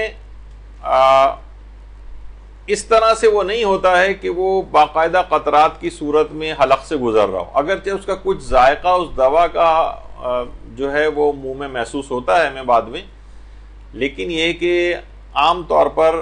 اسپرے وغیرہ جو ہوتے ہیں اس سے روزے پر فرق نہیں پڑتا ہے. بس دوا کوئی جو بھی ہو وہ حلق سے اس طرح سے نیچے نہیں اترنی چاہیے، چاہے منہ میں ذائقہ محسوس ہو. جیسے ابھی بات ہوئی تھی کہ ہم نے سب چیز منہ سے نکال کر پھینک دیے ٹوتھ پیسٹ، لیکن پھر بھی ٹوتھ پیسٹ کا ایک ذائقہ منہ میں محسوس ہوتا ہے، بعد تک محسوس ہوتا رہتا ہے وہ، تو اس سے فرق نہیں پڑتا ہے. تو فقط ذائقے کا محسوس ہونا فرق نہیں ڈالتا ہے، بس معیار یہ ہے کہ کوئی چیز حلق سے نیچے نہیں اترنی چاہیے. تو قطرات کی صورت میں ناک میں جیسے عام طور پر لیٹ کے جو قطرات ڈالے جاتے ہیں وہ ایک دم سے آپ کو خود ہی محسوس ہوگا گلے میں میرا قطرہ گیا ہے، حلق سے گزر گیا ہے. لیکن اسپرے بھی اگر لیٹ کے کریں گے تو ایک دم سے وہ قطرات کی صورت میں جائے گا، لیکن اپرائٹ پوزیشن میں بیٹھ کر اور پھر جو اسپرے کیا جاتا ہے عام طور پر نہیں دیکھا گیا ہے کہ وہ قطرات کی صورت میں حلق سے نیچے اترے تو جائز ہے اس کا بھی. تو نہیں اس سے کوئی فرق نہیں پڑتا. ہاں آنکھ کا ایک تھوڑا سا جو پیسیج اور جو طریقہ کار ہے چیزوں کا وہ الگ ہے, اور حلق میں قطرات کی صورت ناک سے فوراً حلق میں اس طرح سے آپ خود کبھی پریکٹس بھی کر کے دیکھ سکتی ہیں. اس میں تو صرف ذائقہ محسوس ہو رہا ہے, لیکن باقاعدہ اس کے اندر یہ ہوتا ہے کہ یہ جی ہاں الگ سے ہوتا ہے. تو یہ ایک مسئلہ ہوا. اچھا اسی طرح سے روزے میں ظاہر ہے سحری بہت زوردار قسم کی ہم نے کی ہوئی تھی تو روزے میں ڈکار وغیرہ بھی آ سکتی ہے, تو جان بوجھ کے بھی روزے میں ڈکار لی جا سکتی ہے. البتہ اگر کوئی چیز منہ میں آ جائے غذا کے طور پر تو اسے جان بوجھ کر نگلنے کی اجازت نہیں. جان بوجھ کے اگر آپ نے اس کو نگل لیا, ہاں بے اختیار ڈکار آئی اور بے اختیار وہ واپس چلی گئی اندر, جو بھی غذا منہ میں آئی تھی وہ واپس حلق سے اتر گئی, تو اس سے بھی روزے پر فرق نہیں پڑتا ہے. ہاں جان بوجھ کر اسے نہیں نگلنا چاہیے, یہ ایک مسئلہ ہے. اچھا اگر روزے دار ڈکار لے اور کھائی ہوئی غذا میں سے کچھ اس کے منہ میں آ جائے تو ضروری ہے کہ اسے تھوک دے. جان بوجھ کر نکلے گا تو روزہ باطل ہے, اور وہ ضروری ہے اس کی قضا بھی کرے گا اور کفارہ بھی دے گا. جان بوجھ کے ایسا ہی ہے جیسے آپ نے باہر سے کوئی چیز کھا لی, تو غذائی مواد کوئی بھی اگر نکل کے منہ میں اس طرح سے آیا تو جان بوجھ کر اسے نہیں نکل سکتے, اسے نکالنا ہی پڑے گا, باہر تھوکنا پڑے گا, ورنہ اگر جان بوجھ کے نکلا تو قضا اور کفارہ دونوں واجب ہو جائیں گے. اسی طریقے سے خواتین کے لحاظ سے کہ اب لپسٹک وغیرہ لگانا, تو اگر کوئی بیرونی رطوبت یا کوئی چیز حلق سے نیچے نہیں اتر رہی ہے, مثلا ہونٹوں پہ انہوں نے اپنے زبان پھیری اور اس کے جو ذرات یا لپسٹک کی اس طرح کی کوئی چیز ہے وہ بالکل حلق سے نیچے اتر رہی ہے, وہ ایک اس میں مسئلہ ہو سکتا ہے. لیکن عام طور پر صرف بیرونی حصے پہ ظاہر ہے کوئی چیز لگائی ہوئی ہے, یا یہ کہ اگر وہ منہ میں جا بھی رہی ہے بالفرض تو اتنی نہیں ہے, وہ یعنی جسے کہا جائے گھل مل کر ختم ہو جائے گی, وہ حلق سے اس طرح سے کوئی چیز اتر نہیں رہی ہے نیچے, تو حالت روزہ میں لپسٹک بھی لگائی جا سکتی ہے. البتہ وہ اس کا احتیاط کرنی پڑے گی کہ نامحرم کے سامنے حجاب کی مخالفت والا جو مسئلہ ہے وہ درپیش نہ ہو, کیونکہ نامحرم کے سامنے زینت کر کے جانا, لپسٹک لگا کے جانا یہ جائز نہیں, ورنہ پھر وہ ہوگا آپ کہیں بھائی ہم نے تو اپنے لیے لگائی ہوئی ہے کہ ہم اچھے لگیں, اس سے فرق نہیں پڑتا. ورنہ پھر وہ مولانا شہریار عابدی کا اکثر میں پیش کرتا ہوں, وہ کہتے تھے جب ہم ایران میں تھے ایک عورت لپسٹک لگا کے جا رہی تھی تو ایک شخص وہاں سے گیا, اس کے پاس جا کے کہنے لگا اس کا یہ رنگ مجھے پسند نہیں, آئندہ سے دوسرا تبدیل کر کے لگانا. تو وہ ناراض ہو گئی, بھائی تم کون ہوتے ہو؟ اس نے کہا کہ ورنہ کیوں لگائی ہے, کہ باہر نکل رہی ہو لگا کے تو ہم لوگوں کو دیکھنے کے لیے لگائی ہے نا, تو ہماری پسند و ناپسند کا بھی خیال کرو پھر. تو بہرحال ایک لحاظ سے امر بالمعروف کا اس کا ایک انداز تھا, تو نامحرم کو دکھانے کے لحاظ سے یہ چیز نہیں ہونی چاہیے. اور ویسے اپنے لیے اپنے محرم لوگوں کے لیے گھر میں ویسے ہی زینت کے لیے لگائی ہوئی تو اس میں حرج نہیں ہے. روزے پر کم سے کم کوئی فرق نہیں پڑتا, حتیٰ کہ گناہ کرتے ہوئے بھی اگر لگا رہی ہے وہ اور میک اپ کر کے باہر نکل رہی ہے تو روزہ باطل تو نہیں ہوگا اس سے, البتہ روزے کا ثواب اس گناہ کے باعث ختم ہو جائے گا یا بہت کم ہو جائے گا. اچھا اسی طرح سے ہونٹوں کو خشکی سے بچانے کے لیے لپ بام یا لپ گلوس وغیرہ جو استعمال کی جاتی ہے تو اس کو بھی استعمال کرنا جائز ہے, بس یہ ہے کہ وہ منہ کی تری سے مخلوط ہو کر حلق سے اس طرح سے نیچے نہ اترے, جیسے اب جو ہم نے ابھی ذکر کیا. آپ نے دیکھا کہ تقریباً ہر اس کے اندر یہ والی بات آ رہی کہ حلق سے مواد کا نیچے اترنا, یہ اس کے اندر ایک معیار ہے. اگر ایسا نہیں ہے تو اس طرح کی تمام چیزیں لگانے کی بھی اجازت ہے. اچھا اسی طرح سے جسم میں جذب ہونے والی چیزیں, مثلا کوئی مرہم لگایا ہوا ہے, مثلا کوئی کریم آپ لگاتی ہیں, بہت سے لوشنز لگاتی ہیں, آئنٹمنٹ لگاتی ہیں, ڈیوڈرنٹس وغیرہ کا استعمال ہوتا ہے, اس میں کچھ اس چیزیں ان میں سے کھال میں جذب بھی ہو جاتی ہیں, ان کے استعمال سے بھی روزہ نہیں پہ کوئی فرق نہیں پڑتا ہے. جیسے تیل بھی کی بھی ابھی اس سے پہلے مثال آئی, یہ تمام چیزیں جسے ان کے اوپر لگانے کی اجازت ہے, حتیٰ مکروہ بھی نہیں. اچھا اسی طرح سے منہ کی ایک ظاہر ہے کہ جو اللہ کو تو بہت پسند ہے, لیکن بہرحال روزے دار کے لحاظ سے جو ایک اتنی دیر سے اس نے کھایا پیا نہیں ہے، منہ میں کوئی اس طرح کی بو اس کے آ جاتی ہے، بو کو دور کرنے کے لیے کوئی خوشبودار اسپرے وغیرہ کا استعمال کر رہا ہے اگر وہ، تو اس کا مواد اگر حلق سے نیچے اترے گا تو روزہ باطل ہوگا. لیکن اگر وہ منہ میں اس نے اسپرے کیا، حلق سے کوئی چیز نیچے نہیں اتری اور بہت دیر منہ میں رہنے کے بعد وہ تھوک میں گھل مل کر ختم ہو گیا، اب منہ میں اس لحاظ سے الگ سے کوئی مواد نظر بھی نہیں آ رہا ہے، اور پھر وہ جو منہ میں تو ظاہر ہے لعاب پیدا ہو رہا ہے اور وہ خود بخود انسان نگلتا بھی ہے، اس سے بھی پھر روزے پر فرق نہیں پڑتا. البتہ بہرحال ان چیزوں میں احتیاط کی جائے، لیکن یہ کہ بہرحال کیونکہ یہ چیزیں معاشرے میں چیزیں رائج ہیں، لوگ پوچھتے ہیں، تو اس لحاظ سے ان مسائل کی چیزوں کا بھی آپ کو علم ہونا چاہیے. حالت روزہ میں قے یا الٹی کرنا، اگر جان بوجھ کر کوئی الٹی کرے، منہ میں حلق میں کوئی چیز ڈالے یا کوئی جان بوجھ کے ایسی چیز کھائے جس سے اس کو الٹی آ جائے، معلوم ہے کہ اس سے الٹی آئے گی مجھے، تو اس سے تو روزہ باطل ہو جاتا ہے. لیکن اگر بیماری کی وجہ سے الٹی کرنے پر مجبور ہو یا خود بخود الٹی آ رہی ہے، اس کا کوئی زور نہیں ہے اس میں، تو اس سے روزہ باطل نہیں ہوتا. اور اگر کوئی شخص بھول جائے کہ وہ روزے سے ہے اور الٹی کر دے، اس سے بھی روزہ باطل نہیں ہوتا. یعنی معیار وہی ہے کہ انسان خود سے کوئی ایسا کام کرے کہ جس سے اسے الٹی آئے حالت روزہ میں، اور وہ اسے پتہ ہے کہ میں روزے کی حالت میں ہوں،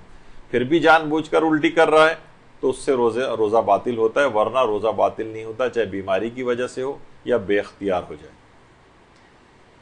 اسی طرح سے حالت ابھی تو آ گئی یہ بات کہ مہندی لگانا، خضاب لگانا، بہت سے لوگ کہتے ہیں کہ حالت روزہ میں ناخن کاٹ سکتے ہیں. جی ہاں، ناخن بھی کاٹ سکتے ہیں، بال بھی کٹوا سکتے ہیں، حتیٰ کہ خواتین کا بھی بال کٹوانا بالکل جائز ہے، اس سے بھی روزے پر کوئی فرق نہیں پڑتا. اسی طریقے سے خواتین کا آئی بروز بنوانا، اگر دو وہ اینک والے جن کی طرح سے دونوں آئی بروز ملی ہوئی بیچ میں سے مثلا آپ اس کو وہ کروا رہی ہیں، وہ بھی بالکل جائز ہے. تو بہرحال بال کٹوانا، ناخن کٹوانا، اس کی بھی بالکل اجازت ہے، اس کی بھی اجازت ہے، شیو کرنے کی بھی اجازت ہے. البتہ مرد حضرات داڑھی شیو نہیں کر سکتے، لیکن جسم کے اور غیر ضروری بال شیو کرنا، اس سے بھی روزے پر کوئی فرق نہیں پڑتا. اچھا، اب ایک خواتین کے ساتھ ایک مسئلہ ہے کہ ماہانہ عادت ان کو دوران روزہ اگر شروع ہو گئی تو خواہ افطار سے چند منٹ پہلے کیوں نہ ہو، 1 منٹ پہلے کیوں نہ ہو، ان کا روزہ باطل ہو جائے گا. اچھا، دن میں کسی وقت ایسا ہو جائے، بہت سی خواتین یہ کرتی ہیں کہ جناب وہ سوچتی ہیں کہ نہیں اب روزہ تو ہمارا باطل، یعنی اس کے بعد ان کو کھانے پینے کی بھی اجازت ہے، البتہ رمضان کا احترام وغیرہ کرتے ہوئے وہ کھا پی بھی سکتی. تو اور اس روزے کو افطار تک مکمل کرنا ضروری نہیں، قضا تو ظاہر ہے اس روزے کی کرنا ہی ہے، اور اس میں فرق نہیں پڑتا کس ٹائم پر ایسا ہوا ہے،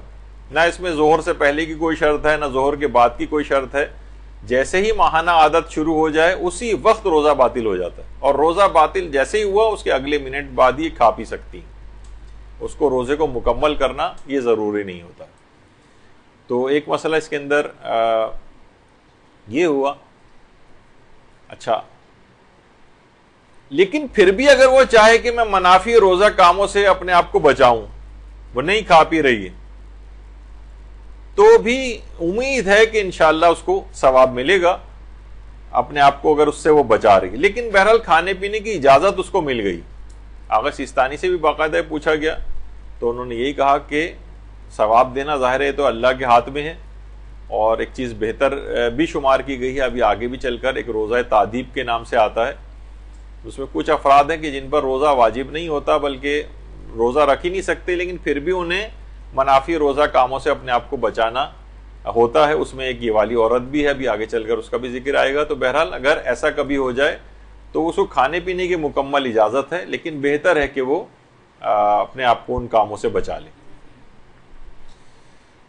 البتہ یہ تھا ماہانہ عادت جسے حیض کہا جاتا ہے، لیکن استحاضے کی جو الگ سے اقسام ہیں ان کی تینوں اقسام میں آیت اللہ سیستانی کے نزدیک اس کو روزہ وہ رکھ سکتی، بلکہ روزہ رکھنا واجب ہے. حالت استحاضہ میں تو وہ خانہ کعبہ بھی جا سکتی ہے، طواف بھی کر سکتی ہے، نمازیں بھی پڑھ اس کے اوپر واجب رہتی ہیں، روزے بھی اس کے اوپر واجب رہتے ہیں. یعنی استحاضے کی تینوں اقسام، چاہے وہ قلیلہ ہو، متوسطہ ہو یا کثیرہ ہو. ابھی ہم اس کے احکام میں نہیں جا رہے، لیکن بہرحال آغا سیستانی کے نزدیک حتیٰ کہ ان سے غسل کے اعتبار سے بھی کوئی اس کے اندر مسئلہ نہیں. کچھ علماء نے استحاضہ متوسطہ کے حوالے سے جو ہے وہ کچھ بات کہی ہے, کہا کہ اگر نماز عشاء کے حوالے سے کچھ, اس میں ابھی میں زیادہ تفصیل میں اس میں نہیں جا رہا, پہلا بس صرف یہ اس کی حد تک رکھیں کہ حیض میں تو روزہ باطل ہو جائے گا لیکن استحاضہ میں باطل نہیں ہوتا. اس کی تینوں اقسام میں چاہے کثیرہ ہی کیوں نہ ہو تب بھی روزہ کو رکھا جائے گا. اچھا, اب ایک مسئلہ یہ ہوتا ہے کہ کیا خواتین روزے پورے کرنے کے لیے ایسی ادویات استعمال کر سکتی ہیں؟ تو جی ہاں, ایسی ادویات استعمال کر سکتی ہیں جس سے وہ روزے پورے ہو جائیں, ماہانہ عادت ان کو نہ ہو. اور کئی دفعہ یہ بات بیان بھی ہو چکی ہے اس سے پہلے بھی کہ بہرحال اس میں جو مسائل ہوتے ہیں عام طور پر, اچھا کچھ خواتین ہیں جن کو یہ مسئلے نہیں ہوتے, وہ دوائیں استعمال کرتی ہیں اور ماہانہ عادت رک جاتی ہے, اپنے روزے مکمل کر لیتی ہیں, یا مثلا عمرے پر جا رہی ہیں, زیارات پر جا رہی ہیں, وہاں یا حج پر جا رہی ہیں. لیکن عموماً حج میں خاص طور پر یہ دیکھنے میں آتا ہے کہ وہ کچھ ایسی ایب نارمل ان کو بلیڈنگس وغیرہ شروع ہو جاتی ہیں کہ وہ بہت کنفیوز ہو جاتی ہیں, ان کے لیے بہت پریشان کن مرحلہ ہوتا ہے, اسے کیا سمجھیں. تو بہتر تو یہ کہ جب اللہ نے بہرحال ان ایام میں آپ پہ معاف رکھا ہے تو الگ سے کوششیں کر کے اپنے آپ کو مزید زحمت میں جو ہے وہ انسان نہ ڈالے.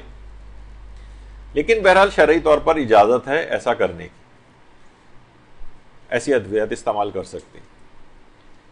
ہاں البتہ یہ ہے کہ مثلا اگر ماہ رمضان میں عورت فجر سے پہلے اپنی ماہانہ عادت سے پاک ہو جائے لیکن پھر بھی وہ جان بوجھ کر غسل نہ کرے, اب گھریلو صورتحال کچھ ایسی ہے, کچھ شرم و حیا کے کچھ معاملات ایسے ہیں, یا سستی اور لاپرواہی ہو رہی ہے,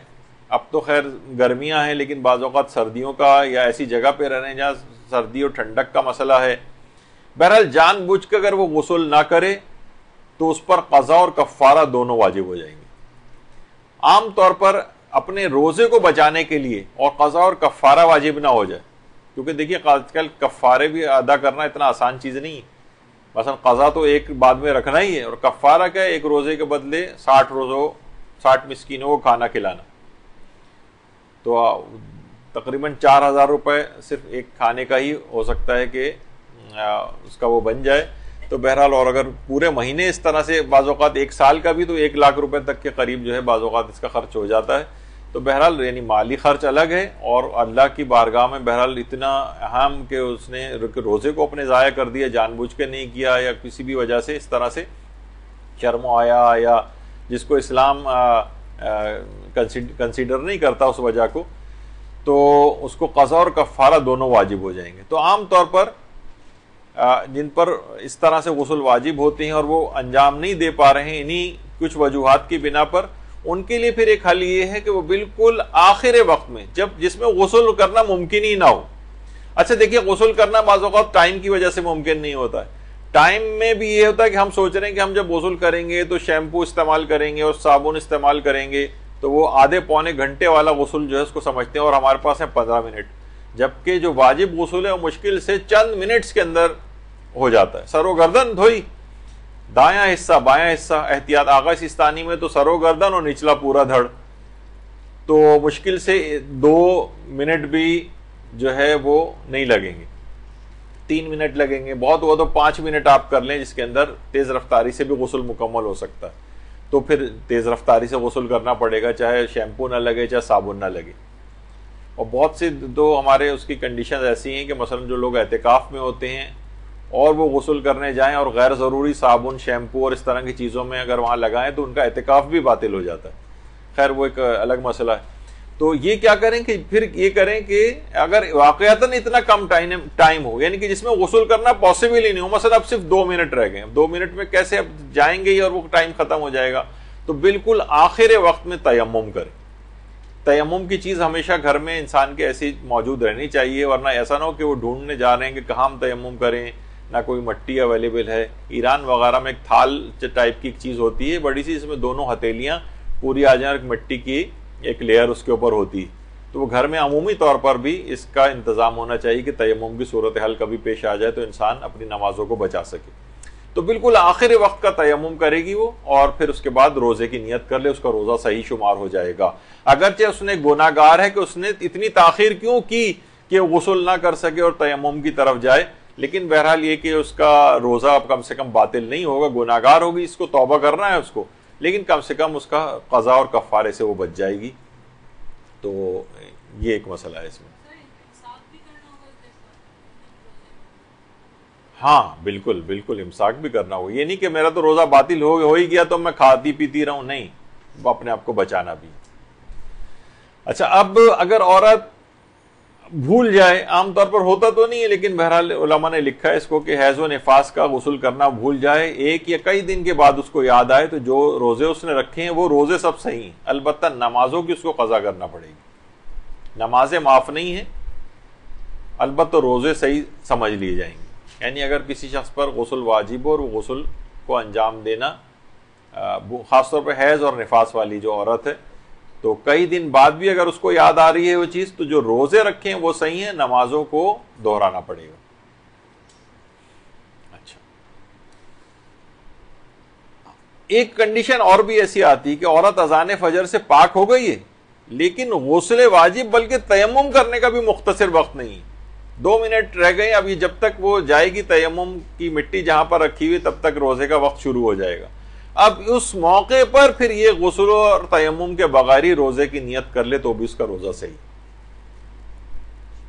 بشرطے کہ یہ یعنی اپنے طور پر اس نے اتنی دیر نہ لگائی ہو، یعنی خود ہی اس نے لاپرواہی میں اتنی دیر لگا دی، اور وہ ایک الگ مسئلہ ہے، وہ تو بھی آپ نے سن لیا، قضا اور کفارہ دونوں واجب ہو جائیں گے۔ لیکن مجبوراً یا ایسے موقع پر اس کی آنکھ کھلی کہ جب نہ اس کے پاس غسل کا موقع تھا اور نہ تیمم کا وقت تھا اس کے پاس،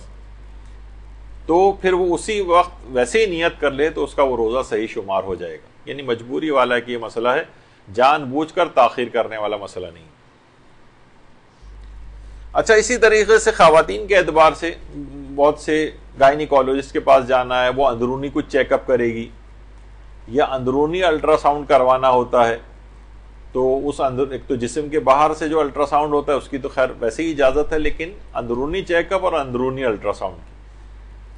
اس سے بھی روزے پر فرق نہیں پڑتا ہے اور نہ ہی اس سے کوئی غسل وغیرہ واجب ہوتا ہے۔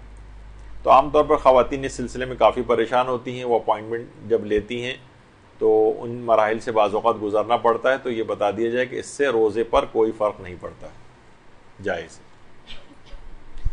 اچھا، کچھ ہیں مثلا انتقال بھی لوگوں کے ہو رہے ہوتے ہیں، مثلا گھر میں کسی کا انتقال ہوا، کسی رشتہ دار کا انتقال ہوا، وہاں گئے اور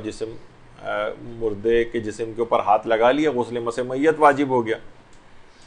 تو غسل مس میت اگر کسی پر واجب ہو جائے اور وہ اس غسل کو انجام نہ دے اور روزے کی نیت کر لے تو اس کا روزہ بہرحال صحیح رہتا ہے،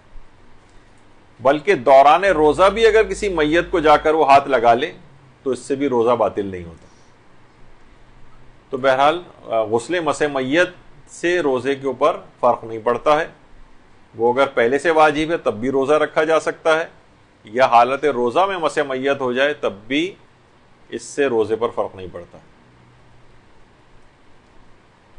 ہاں، ایک مسئلہ یہ عام طور پر ان جگہوں پہ، خاص طور پر دبئی، شارجہ وغیرہ جو بہت ہائی رائز بلڈنگز وغیرہ میں لوگ رہتے ہیں، یا مثلا کوئی سفر کر رہے ہیں اور سفر میں ایسا سفر ہے کہ جس میں حالت روزہ میں مثلا یہ ہے کہ کوئی شخص زوال کے بعد ہی اپنے وطن سے، اس کی فلائٹ ہی زوال کے بعد ہے، یعنی ظہر کے بعد نکلا ہے، وہ دوپہر کی 3 بجے کی فلائٹ سے نکلا ہے، تو روزہ رکھ کے نکلا ہے، اب روزے کو مکمل کرنا ہے۔ اب جہاز وقت افطار جس جگہ پہ بھی ہوگا اس جگہ کی جو مغرب ہے وہ دیکھی جائے گی، کیونکہ جہاز اتنی عام طور پر بلندی پر ہوتا ہے، یا مثلا بہت سارے 70 منزلہ، 80 منزلہ، 50 منزلہ، 40 منزلہ، یا ابھی تھوڑے دن پہلے ٹی وی پہ بھی میں دیکھ رہا تھا کہ برج الخلیفہ کے متعلق جو دبئی میں ہے، کہ وہاں پہ جو اوپر کے جو فلورز ہیں وہاں کے سحری اور افطاری کے ٹائمنگ بھی دبئی سے الگ۔ اس کی وجہ یہی ہے کہ جیسے کوئی جہاز میں اگر ہے تو اس کو بہت دیر تک وہ روشنی نظر آتی رہتی، تو جس جگہ پر وہ اس میں زمینی جہاں سے وہ جہاز گزر رہا ہے اس کی زمین کا ٹائم نہیں دیکھا جائے گا۔ لوگ عام طور پہ کیا کرتے ہیں کہ فلائٹ میں جا رہے ہیں اور وہ کہتے ہیں کہ بھائی ہم فلاں جگہ سے گزر رہے ہیں، اس جگہ کا افطار کا ٹائم یہ ہے، وہ زمین کے اعتبار سے ٹائم دیکھ رہے ہوتے ہیں. تو اگر وہ باہر دیکھیں تو ابھی وہ کافی دیر لگتی ہے اس کو اس طور پر غروب ہونے میں, کیونکہ آپ اتنی بلندی پہ رہیں کہ آپ کے لیے وہ ابھی غروب نہیں ہوا ہوتا, تو اتنی تاخیر کرنی ضروری ہوتی. بہت سے لوگ دھڑا دھڑ اسی وقت روزہ کھولنا شروع کر دیتے ہیں. ایک فلائٹ میں تو میں نے دیکھا تھا پورے یعنی جہاز نے تقریباً جو ہے وہ مسافروں نے روزہ کھول لیا تھا, جبکہ اس وقت کافی زیادہ باہر روشنی بھی تھی, بلکہ کچھ سورج بھی کچھ نظر آ رہا تھا. لیکن انہوں نے کہا وہ تو ٹائم نیچے ہو چکا ہے, کیونکہ جہاں سے ہم گزر رہے ہیں وہاں پہ یہ والا ٹائم. تو اسی طریقے سے بہت اونچائی پر جو ہو وہ اس کو جب تک یعنی جس جگہ وہ خود موجود ہے وہاں کے اعتبار سے غروب شرعی کب ہو رہا ہے یہ معیار ہے. وہ زمینی جگہ معیار نہیں ہے, زمینی وقت افطار معیار نہیں ہے, بلکہ جس جگہ پہ انسان خود ہوتا ہے. تو جو بلند بلڈنگز ہیں, یہ جو جہاز میں کوئی سفر کر رہا ہے اس کے ساتھ یہ مسئلہ پیش آ سکتا ہے. اچھا, ایک مسئلہ غسل کے اندر اور آتا ہے کہ مثلا کوئی بھی واجب غسل اس نے انجام دے کے روزہ رکھ لیا, جیسے جنابت کا, حیض کا غسل. بعد میں پتہ چلا کہ کوئی رکاوٹ تھی جس کی وجہ سے پانی اس جگہ پہ پہنچ نہیں سکا تھا, اور غسل کے وقت اس رکاوٹ سے لا علم تھے, تو اس کا روزہ صحیح شمار ہو جائے گا, اس کا روزہ صحیح شمار ہو جائے گا. تو یہ نہیں سمجھا جائے گا کہ بھئی تو رکاوٹ تھی اس کا مطلب غسل ہمارا صحیح نہیں ہوا, غسل صحیح نہیں ہوا تو روزہ بھی صحیح نہیں ہوا. اس رکاوٹ سے لا علم تھے تو, اور اس کا پتہ ہی بعد میں چلا, تو اس کا روزہ صحیح. اسی طرح سے بہت سارے ایسے افراد ہوتے ہیں کہ جنہوں نے ایک مدت تک غسل صحیح انجام نہیں دی. مثلا ان کو مسئلہ ہی پتہ نہیں تھا کہ غسل کیسے کرتے ہیں, غسل واجب بھی ہوتا ہے یا نہیں ہوتا, بہت سی یا صحیح طریقہ ان کو نہیں پتہ ہوتا, تو نمازیں بھی پڑھی ہیں, روزے بھی رکھے ہیں. تو اس میں مجتہدین یہ فرماتے ہیں اس کے روزے سارے صحیح ہیں, لیکن نمازوں کی سب کی قضا کرنا پڑے گی جو باطل غسل سے پڑھی گئی. تو روزے سب صحیح ہیں, روزوں کی کوئی قضا نہیں کرنی ہوتی. اس کے اندر روزوں میں چھوٹ ہے لیکن نمازوں کے اعتبار سے چھوٹ نہیں. باطل غسل کے ساتھ نماز و روزے کا حکم یہ آپ کے علم میں آ گیا. اچھا, یہ تو ابھی آ گیا کہ اسے روکنا ٹوکنا یا یاد دہانی کرانا واجب نہیں ہے اگر کوئی شخص واجب روزے میں, بلکہ کسی بھی روزے میں اگر کچھ کھا پی رہا ہو. یہ تو بات آ گئی تھی ابھی. اچھا, غسل کرنے کے دوران اکثر کہتے ہیں کہ لوگ ہم شاور سے غسل کر رہے ہیں اور ایک دم سے ہمارے منہ کے اندر پانی چلا گیا اور حلق کے اندر پانی چلا گیا. کچھ یعنی غسل کوئی انجام دے رہے ہوں, مثلا کوئی بھی واجب غسل ہے تو پانی بے اختیار اور بغیر ارادے کے اچانک سے حلق سے نیچے اتر گیا, تو اس سے روزہ باطل نہیں ہوتا. لیکن ہم ویسے ہی نہا رہے ہیں ٹھنڈک پہنچانے کے لیے, ایسے ہی جا کر کھڑے ہو گئے اور پانی ایک دم سے حلق میں چلا گیا, غسل نہیں تھا, بس ایسے ہی نہا رہے تھے, تو اس کا تو وہی کلی والا مسئلہ ہوگا کہ کلی کرنا کوئی آپ کے لیے ضروری نہیں تھا. ٹھنڈک پہنچانے کے لیے آپ نے منہ میں پانی ڈالا تھا اور ایک دم سے پانی حلق میں چلا گیا, تو اس سے روزہ باطل ہو رہا تھا, قضا کرنا تھی. تو اس کے اندر بھی ایسا ہی ہے, یعنی غسل کوئی انجام دے رہا ہو باقاعدہ, یعنی جو اس کی شرعی ذمہ داری ہو اس وقت, اور پھر بے اختیار پانی حلق میں چلا جائے, اس سے روزے پر فرق نہیں پڑتا. ایک مسئلہ بہت ہی پیش آتا ہے اور لوگ آج کل بہت کاروان جا بھی رہے ہیں, رمضان میں روزے سے بچنے کی نیت سے سفر کرنا مکروہ, لیکن عمرہ یا مقدس مقامات کی زیارت کے سفر کرنا مکروہ نہیں. یعنی عمرے کے لیے سفر کرنا, زیارات کے لیے سفر کرنا, یہ مکروہ نہیں. رمضان میں روزے سے بچنے کی نیت سے سفر کرنا مکروہ, لیکن جائز ہے. مثلا ہمارا دل نہیں چاہ رہا, موڈ نہیں ہو رہا, ایسی بدبختی کوئی ہمارے سر پر سوار ہوئی بھی ہے کہ ہمارا رمضان میں بھی روزہ رکھنے کا موڈ نہیں ہو رہا ہے مثلا, تو اگر کوئی شخص جان بوجھ کر اپنے روزے کو قصر کر لے اور کہے کہ نہیں میں روزہ دل نہیں چاہ رہا میرا, تو وہ اس کی شریعت نے اس کو اجازت دی ہے, جان بوجھ کر بھی اپنے روزے کو قصر کر سکتا. اچھا, آپ کہیں گے کہ بہت سی چیزوں میں دیکھیے بعض اوقات یہ مسئلے بتانے یوں ضروری ہو جاتے ہیں, اس میں ترغیب نہیں دے رہے اس کو, لیکن بہت سے لوگ ایسے ہیں, جیسے ابھی 21 رمضان آئے گی, 21 رمضان میں کتنے افراد ایسے ہیں جو جلوسوں کا انتظام کرتے. اب وہ جلوسوں کا انتظام کرنا ہے, شدید گرمی, بعض اوقات پچھلے جو رمضان اور وہ گزرے ان میں تو آپ کو پتہ ہے کہ کتنا جو ہے وہ ہیٹ اسٹروک اور وہ ہیٹ ویو اور کیا کیا سب ہو رہا تھا یہاں پر. تو ایسے افراد جو بالکل منتظمین میں سے ہوں، جن کو بہت زیادہ کام کرنا ہے اور معلوم ہے کہ یہ روزہ ہم سے چھوٹ جائے گا، اور بعض اوقات ایسے افراد کو دیکھا ہے کہ وہ ٹھیک ہے عزاداری وغیرہ کے اندر تو کافی ایکٹیو ہوتے ہیں، لیکن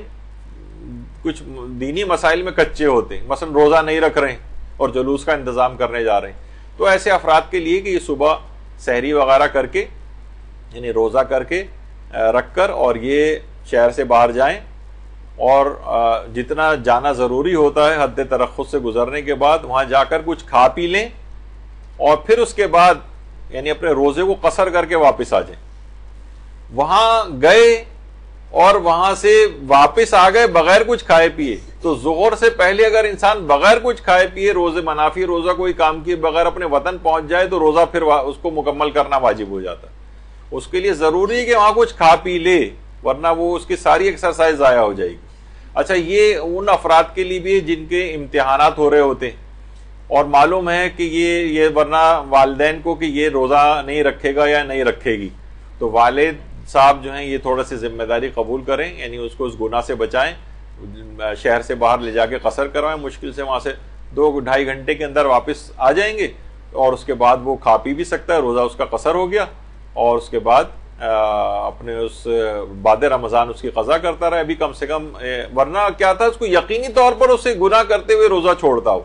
قضا اور کفارہ دونوں واجب ہو جاتے. اس میں کم سے کم شرعی ایک ہیلہ اور طریقہ ہے کہ اپنے روزے کو جان بوجھ کر قصر کر لیں. البتہ جان بوجھ کر روزہ قصر کرنا مکروہ ضرور ہے، لیکن کم سے کم حرام تو نہیں، وہ عذاب تو نہیں ملے گا اس کو، وہ قضا اور کفارے تو واجب نہیں ہوں گے. لیکن اگر کوئی شخص عمرہ کرنے جا رہا ہے یا مقدس مقامات کے سفر کی زیارت کے سفر پہ جا رہا ہے، تو وہاں جا کر اس کے روزے قصر ہو جائیں گے، کیونکہ اس وقت قصر ہوں گے جب وہ ایک ہی شہر کے اندر، جیسے کہ عام طور پر ہوتا ہے کسی بھی جگہ وہ 10 دن سے زیادہ کا اس کا قیام نہیں ہے. 5 دن مثلا نجف میں رہے گا، 5 دن کربلا میں رہے گا، 2 دن کسی اور جگہ رہے گا، 1 دن کسی اور جگہ رہے گا مثلا. تو کیا ہے، ویسے ہی ہر جگہ 10 روز سے کم کا قیام ہے. تو ہر جگہ نمازوں میں تو یہ ہوتا ہے کہ مسافر کو قصر و تمام کا کچھ جگہوں کے اوپر اختیار ہوتا ہے، لیکن روزے میں اختیار نہیں، اسے لازمی قصر کرنا پڑے گا. رمضان کا روزہ، حتیٰ کہ رمضان کا روزہ اگر نظر کر کے کوئی ایسی نظر بھی کر لے تو وہ بھی نہیں چلے گا. مستحب روزے کی نظر چل جاتی کہ میں حالت سفر میں مستحب روزہ رکھوں گا، اپنے وطن میں ہی اگر نظر مان لے، وہ نظر کے مسئلے الگ ہے، بہرحال کوئی قضا روزہ اس کے اوپر نہیں ہونا چاہیے ورنہ نظر ویلڈ نہیں ہوگی. لیکن اگر کوئی قضا روزہ نہیں ہے تو مستحب روزے کی نظر مان سکتا ہے کہ میں سفر میں رکھوں گا، لیکن واجب رمضان کے روزے کی نظر یہ نہیں مان سکتا، یعنی اس کو لازمی روزہ قصر کرنا ہی پڑے گا. تو بعد رمضان قضا کرنی پڑے گی، تو وہ مکروہ بھی نہیں ہے. لیکن رمضان میں روزے میں سفر کی، رمضان میں روزے سے بچنے کی نیت سے سفر کرنا یہ مکروہ. اچھا، رمضان میں سفر کرنے میں کوئی حرج نہیں ہے، بچنے کے لیے روزے سے سفر کرنا مکروہ ہے. البتہ رمضان کی 24ویں تاریخ سے پہلے سفر کرنا بھی مکروہ. رمضان کی 24ویں تاریخ سے پہلے عام طور پر جو ویسے بھی اول تو مکروہ ہے ہی نہیں، زیارت عتبات عالیہ وغیرہ کے جو سفر ہیں، لیکن یہ عام طور پر عید وغیرہ وہاں پر کرتے ہیں، تو یہ مشکل سے 1 یا 2 روزے صرف عام طور پر کاروان والے جس طرح سے پروگرام بناتے ہیں کہ 1-2 روزے صرف آپ کے قصر ہوں، اور اس کے بعد تو عید وغیرہ آ جاتی ہے. تو یہ اس لحاظ سے 24 تاریخ کے بعد کا مرحلہ ہے. یہ 24 تاریخ سے پہلے کے جو سفر ہیں بلا وجہ، وہ ان میں ذرا کراہیت ہے، سے پہلے کے سفر. البتہ حج، عمرہ، زیارت عتبات عالیات میں سے یا کسی بھی ضروری کام سے سفر کرنا یہ مکروہ نہیں. اچھا، لوگ کہیں گے رمضان میں حج کا سفر کون سا ہو رہا ہے؟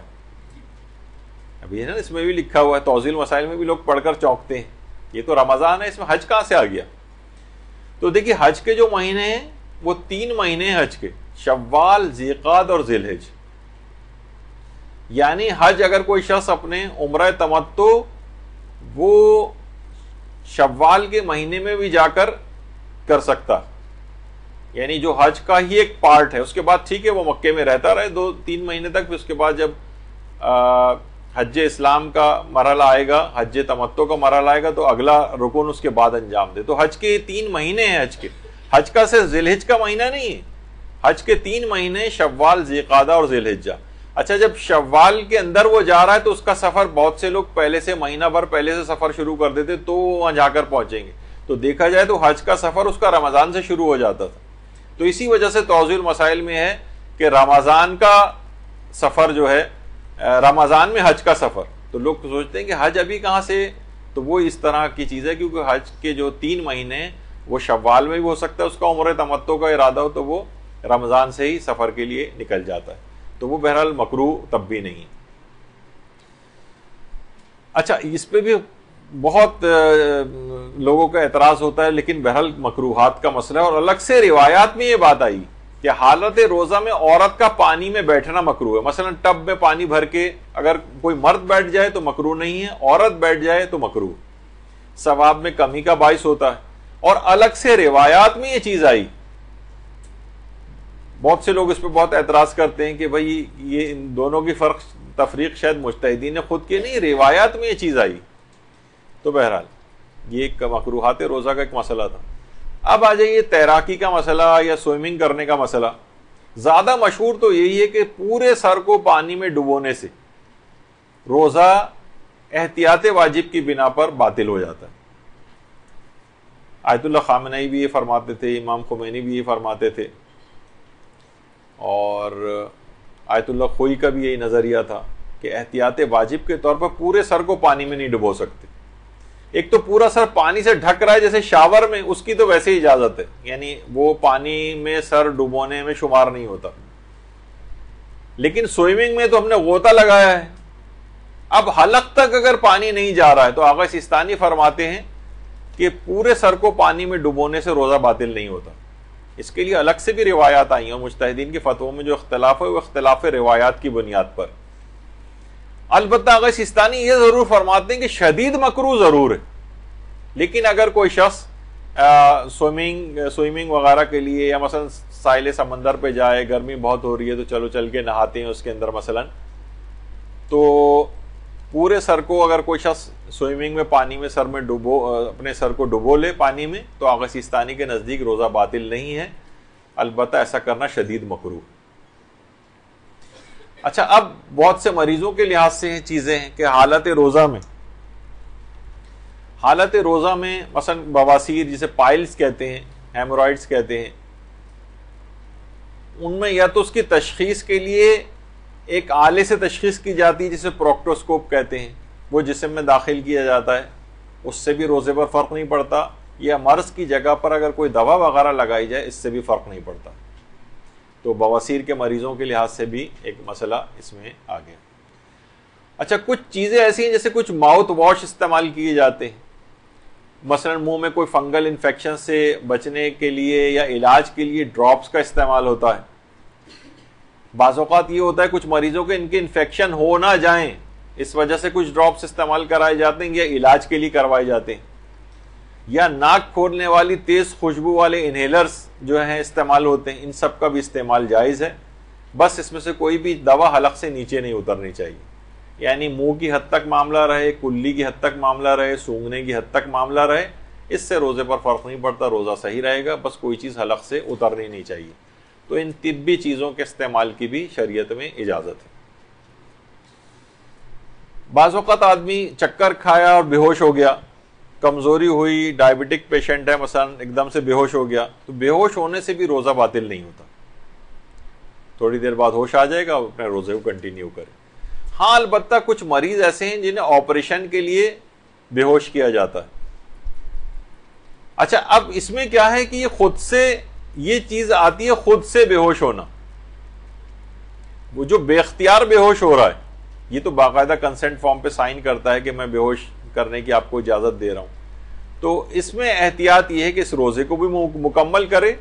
اور مکمل کرنا ممکن نہ ہو تو اس روزے کی قضا بجا لائے. تو بہرحال بے ہوشی کا ایک مسئلہ یہ تو خیر آ گیا ابھی دوا ڈالنے کا. اچھا, حالت روزہ میں اکثر دل کے مریض زبان کے نیچے کچھ ادویات رکھتے ہیں. اچھا صرف زبان کے نیچے نہیں بلکہ دل کے لیے نہیں بلکہ کچھ درد کم کرنے کی ادویات بھی ہیں جو زبان کے نیچے رکھی جاتی ہیں، وہ وہاں سے خون میں جذب ہوتی ہیں اور اس کے بعد اپنا اثر دکھاتی ہیں، حلق سے نیچے نہیں اترتی۔ تو آیت اللہ سیستانی کے فتوے میں مریض ایسے جو دل کے مریض ہوں یا درد کو کم کرنے والی ادویات زبان کے نیچے والی، اس سے روزے پہ فرق نہیں پڑتا۔ البتہ رہبر معظم آیت اللہ خامنئی احتیاط واجب کے طور پر زبان کے نیچے رکھنے والی گولیوں کے استعمال کو بھی منع کرتے ہیں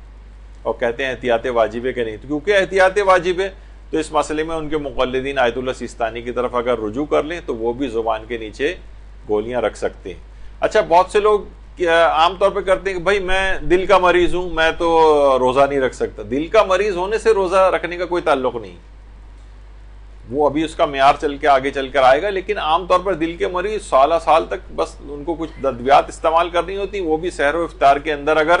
کر لیں اور حالت روزہ میں زبان کے نیچے والی بھی اگر ادویات رکھ رہے ہیں تو آپ نے دیکھا کہ اس میں بھی گنجائش نکل آئی ہے اور ان دوران روزہ بھی ان کو کچھ فرق نہیں پڑے گا روزے کے اوپر، اور بیماری کے لحاظ سے ان کا علاج بھی ہو جائے گا اور ان ادویات کو استعمال کرنے کی اجازت ہے۔ البتہ حلق سے کوئی اتارنے والی گولی وہ استعمال نہیں ہو سکتی، یا تو اس کو ایڈجسٹ کریں یا واقعی اگر ضرورت پیش آ جائے، طبی لحاظ سے ضرورت پیش آ جائے تو ٹھیک ہے، پھر اس گولی کو معمولی پانی سے اتارا جا سکتا ہے۔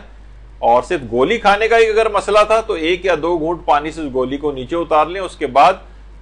منافی روزہ کاموں سے بھی اپنے آپ کو بچانا پڑے گا اور بعد رمضان اس روزے کی قضا بھی کرنا پڑے گی۔ یعنی یہ ایسا نہیں کہ اسلامی کہہ رہے کہ کوئی بات نہیں تم گولی ہرگز مت کھاؤ اور ایسے ہی چاہے تم مر جاؤ لیکن چاہے نقصان تمہیں پہنچ جائے، نہیں، حالت روزہ میں پھر آپ اتنی مقدار میں دوا کو استعمال کر سکتے ہیں جس کے بغیر آپ کوئی چارہ کار نہیں، لازمی دوا لینی، اور صرف دوا لینے کا مسئلہ ہے، ہمیں کوئی غذائی کوئی مسئلہ نہیں، صرف دوا لینی ہمارے لیے ضروری ہے، تو اس صورت میں وہ دوا لی جا سکتی ہے۔ لیکن ایسا نہیں کہ مثلا 2 گھونٹ پانی سے دوا لی جا سکتی ہو تو آپ گھٹا گھٹ گلاس کے گلاس شربت کے جو ہے اس کے اوپر چڑھا جائیں آپ، تو یہ صحیح نہیں ہے، اپنے آپ کو منافی روزہ کاموں سے بھی بچانا پڑے گا اور بعد رمضان اس روزے کی قضا کرنا۔ پھر وہی سوال آتا ہے کہ جب بعد رمضان روزے کی قضا کرنا ہے تو پھر فائدہ کیا ہوا؟ تو صرف بہتر کھا پی لیتے، فائدہ ہی ہوا، ایک تو گناہ نہیں ملا آپ کو اور کفارہ واجب نہیں ہوا آپ پر۔ ہاں بس ایک لحاظ سے شرعی حکم ہے کہ بہرحال اس روزے کی قضا آپ کو انجام دینی، تو زبان کے نیچے رکھنے والی ادویات کا بھی مسئلہ ہو گیا۔ اچھا بہت سے لوگوں کو قبض ہوتا ہے اور دنیا میں سب سے زیادہ جو بیماری ہے وہ قبض کی بیماری جو سب سے زیادہ لوگوں کو ہوتی ہے اور رمضان میں بھی ممکن ہے۔ تو اگر شدید قبض اگر کسی کو ہو رہا ہے اور وہ کچھ سپوزیٹریز جو ہیں وہ استعمال ہو رہی ہیں، ریکٹل سپوزیٹریز وغیرہ، یا اینیما جو ہے وہ لیا جا رہا ہے اور وہ چیز خشک ہے، کیونکہ مایا یا لکوڈ چیز سے اگر اینیما اگر عام طور پہ لیا جائے گا جس میں لکوڈ کوئی چیز استعمال ہوگی اس سے تو روزہ باطل ہو جائے گا، لیکن بہت سی ٹیبلٹ فارم میں ہوتی ہیں اس طرح کی سپوزیٹریز ہیں جو کہ رکھی جاتی ہیں، تو اس کے استعمال سے روزے پر فرق نہیں پڑتا ہے، وہ کیونکہ مایا چیز شمار نہیں ہو رہی، تو شدید قبض کو دور کرنے کے لیے اس کا استعمال جائز۔ ہاں اگر یہ حتیٰ کہ آغا سیستانی بھی فرماتے ہیں، دیگر علماء بھی، کہ اگر یہ جو اینیما جو لیا جا رہا ہے اگر یہ مجبوری کی وجہ سے لیا جائے، خواہ علاج ہی کے غرض سے کیوں نہ لیا جائے، لیکن مایا چیز سے لکوڈ چیز سے اگر لیا جا رہا ہے تو اس سے روزہ باطل لازمی ہو جائے گا، چاہے مجبوری کیوں نہ ہو، مجبوری کیوں نہ ہو روزہ باطل ہے۔ البتہ گناہ کوئی نہیں ملے گا، بعد رمضان اس روزے کی قضا کرنا پڑے گی، لیکن اگر کوئی خشک چیز ہے ٹیبلٹ فارم میں ہے وہ چیز رکھی جا رہی ہے تو اس سے روزے پر فرق نہیں پڑتا۔ ایک یہ بہت لوگ پوچھتے ہیں کہ مسجد کی اذان ہو رہی تھی اور ہم نے اس وقت تک ہم کھاتے پیتے رہے۔ دیکھیے پہلی بات تو یہ کہ مسجد کی اذان سے کوئی بھی تعلق نہیں ہے روزے کا، ممکن ہے وقت پہلے آ چکا اور مسجد کی اذان بعد میں ہو رہی ہو، ممکن ہے وقت فجر داخل ہو چکا اور اسی وقت مسجد کی مثلا لائٹ چلی جائے اور لاؤڈ اسپیکر پہ آپ کو آواز سنائی نہ دے رہی ہو، تو اس سے کیا تعلق ہے؟ ہو سکتا ہے مؤذن دیر سے اس دن اٹھا یا اذان میں کسی بھی وجہ سے تاخیر ہو گئی، تو مسجد کی اذان سے کوئی تعلق روزے کا نہیں۔ اصل معیار یہ کہ وقت فجر آیا یا نہیں آیا، وقت فجر آ جائے تو اسی وقت سے روزہ شروع ہو جاتا ہے، چاہے مسجد سے اذان کی آواز آئے یا نہ آئے۔ یا اذان ختم ہو یا نہ ختم ہو. اچھا اسی طرح سے بہت سے دکاندار حضرات ہوتے ہیں, کیشیئر حضرات ہوتے ہیں, تو مثلا نقدی گن رہے ہیں, نوٹ گن رہے ہیں, یا صفحات کو پلٹتے وقت انگلی کو بار بار منہ میں لے جا رہے ہیں, ترک کر رہے ہیں, پھر نوٹوں پر لگا رہے ہیں, پھر وہی دوبارہ منہ میں انگلی لے جا رہے ہیں. اس سے روزے پر کوئی فرق نہیں پڑتا, یہ ٹھیک ہے, اس سے کوئی فرق نہیں پڑتا اور روزہ صحیح رہتا. اب ایک مسئلہ ایک اور ہے جو کہ جب مدرسے نے اتفاق سے اس کو زیادہ اس کو پروپیگیٹ کیا اور ہمیں بہت سے لوگوں سے بہت باتیں بھی سننے کو ملی, لیکن اصلاً مسئلہ یہ کہ بعد میں لوگوں کو آہستہ آہستہ اس کا جو ہے وہ پتہ چل گیا. علماء تو اکثر پہلے بھی بتاتے رہے ہیں اس کو, لیکن بہت زیادہ رائج یہ مسئلہ نہیں تھا, اور بعض صاحبان علم کے علم میں بھی نہیں تھا یہ والا مسئلہ کہ مرحوم جو باپ ہے اس کے قضا روزے اور نمازیں یہ بڑے بیٹے پر واجب ہوتے, بڑے بیٹے پر واجب ہوتے. البتہ آغا سیستانی یہ ضرور فرماتے ہیں کہ مرحوم نے اگر گناہ کرتے ہوئے نماز روزے انجام نہیں دیے تھے تو وہ بڑے بیٹے پر واجب نہیں, کسی عذر کی وجہ سے چھوڑے ہیں اس نے تو وہ ان کی قضا کرنا بڑے بیٹے پر واجب. البتہ آغا خوئی تھے, وہ کہتے تھے کہ چاہے وہ گناہ کرتے ہوئے چھوڑے ہوں چاہے کسی مجبوری سے چھوڑے ہوں, ہر صورت میں بڑے بیٹے پر الگ سے ایک واجب ہے کہ وہ اپنے باپ کی قضا نمازوں اور روزے انجام دے. آغا سیستانی روزے کے نمازوں میں نہیں ہے یہ والا مسئلہ, صرف روزے میں ایک آپشن دیتے ہیں اس کو کہ یا تو وہ روزے بڑا بیٹا باپ کے روزے رکھے یا رکھوائے کسی سے, اور اگر یہ نہیں کرنا چاہتا وہ, یعنی اس کو آپشن ہے, تو وہ ہر روزے کے بدلے ایک مد یعنی 3 پاؤ آٹا یا غذائی اجناس, مثلا 3 پاؤ دال, 3 پاؤ چاول, 3 پاؤ بیسن, 3 پاؤ چھولے, کوئی بھی اس طرح کی چیز, یا 3 پاؤ کی مقدار میں مثلا روٹیاں, یہ کسی بھی غریب دیندار اور نمازی مومن وغیرہ کو وہ اس کو دے, تو باپ کے قضا روزے رکھوانے کی ضرورت نہیں. سید اور غیر سید کا بھی کوئی مسئلہ نہیں ہے. اچھا بڑے بیٹے کا بھی مسئلہ نہیں ہے, یعنی اگر بڑے بیٹے پر ویسے تو واجب ہے, لیکن بڑے بیٹے کے بجائے کسی اور چھوٹے بیٹے نے یا بیٹی نے یا کسی اور رشتہ دار نے, مثلا مرحوم کے مثلا سالے نے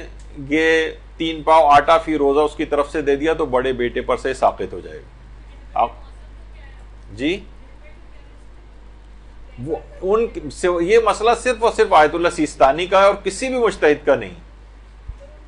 ہاں اب اس میں ایک حل ہے کہ رہبر کے یا کسی ایسے مجتہد کی اگر تقلید میں ہو تو وہ مقلد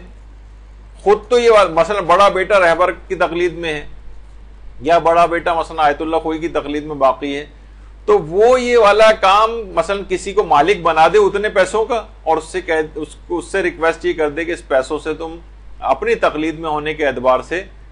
میرے باپ کے 3 پاؤ آٹا فی روزہ یہ ادا کر دو, تو اس طرح سے بھی ادا ہو سکتا ہے. تو بہرحال اس میں حل ایک اچھا ہے. تو بہت سے لوگوں کو یہ مسئلہ پتہ نہیں تھا کہ اس کے اندر یہ والا آپشن بھی ہے, تو قضا روزے رکھوانے کی ضرورت نہیں ہے, اور یہ مجبوری کا بھی مسئلہ نہیں ہے, یعنی قضا روزے رکھوا سکتے ہوں یا بڑا بیٹا رکھ بھی سکتا ہو تب بھی یہ والا آپشن استعمال کیا جا سکتا ہے. اور 3 پاؤ آٹا یا غذائی اجناس کسی غریب شیعہ, اچھا اس میں غریب ہونا چاہیے, شیعہ ہونا چاہیے, اور احتیاط واجب کی بنا پر یہ کچھ شرطیں ہیں آغا سیستانی کے نزدیک کہ وہ کلم کلا گناہ کرنے والا نہ ہو اور بے نمازی نہ ہو. اس مسئلے میں بہرحال آیت اللہ وحید خراسانی کی طرف رجوع کر کے صرف غریب شیعہ بھی اگر آپ تلاش کر لیں تو اس کو بھی یہ آٹا دیا جا سکتا ہے. تو بہرحال یہ ایک مرحوم کے قضا روزے, اچھا یہ لوگ کہتے ہیں اس سے قضا نمازیں بھی اتر سکتی ہیں, نہیں, قضا نمازیں اترنے کا کوئی مسئلہ نہیں ہے, اور صرف یہ قضا روزوں کا مسئلہ ہے, مرحوم کے قضا روزوں کا مسئلہ. تو یہ ایک مسئلہ ہوا. اچھا اب ایک آتا ہے بھی, آپ نے دیکھا کہ روزوں کے حوالے سے بہت سی باتیں آ رہی تھیں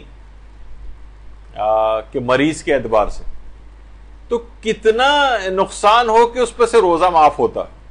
کیا صرف نقصان کا احتمال ہے, معمولی سا احتمال.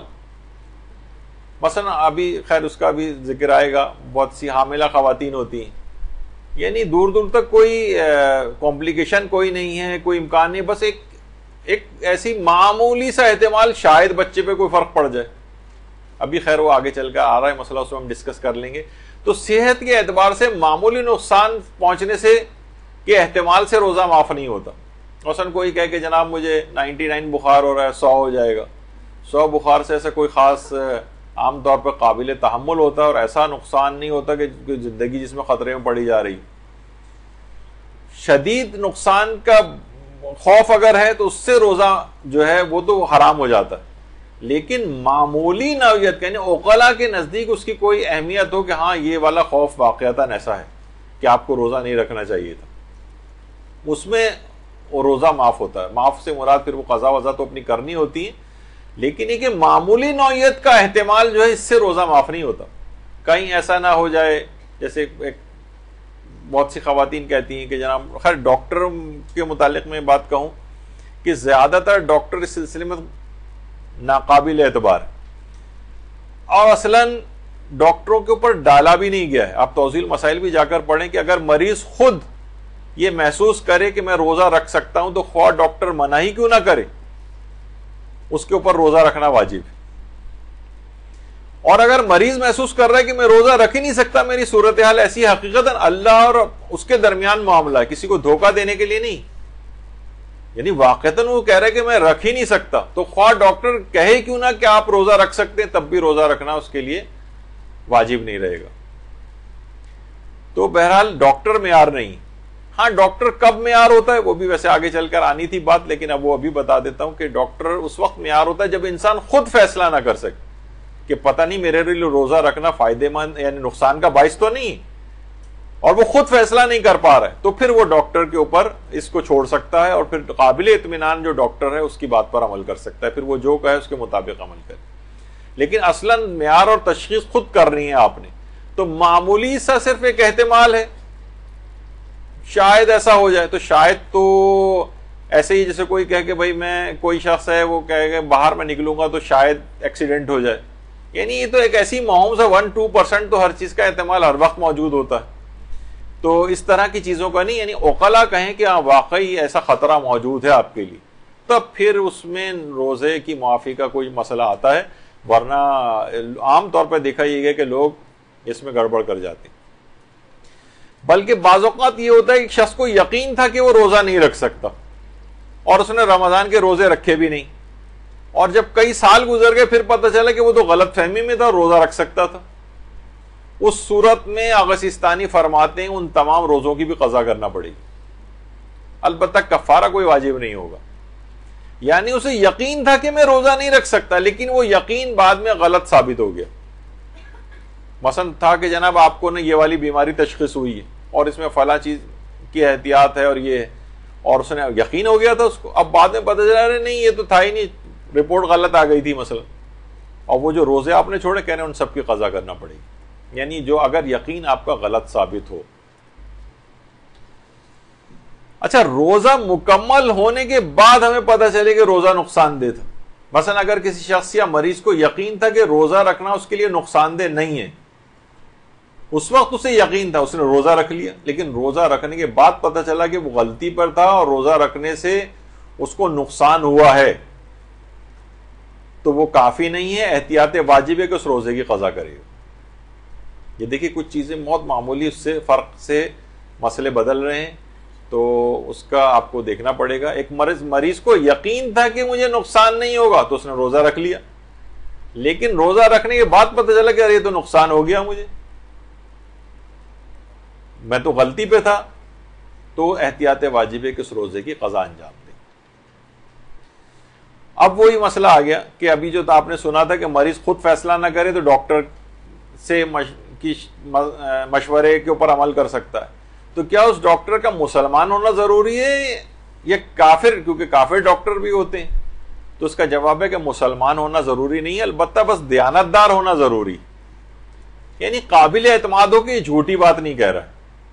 یہ غلط بیانی نہیں کر رہا، یعنی پروفیشن کے اعتبار سے اپنے یہ دیانتداری سے مشورہ دے رہا ہے. تو اس کا مسلمان ہونا بھی ضروری نہیں. اس کے کہنے پر ہی مثلا اس کافر ڈاکٹر نے منع کر دیا، ہم تشخیص نہیں کر پا رہے تھے، ہم نے اس سے جا کر پوچھا، اس نے کہا نہیں آپ روزہ تو نہیں رکھ سکتے،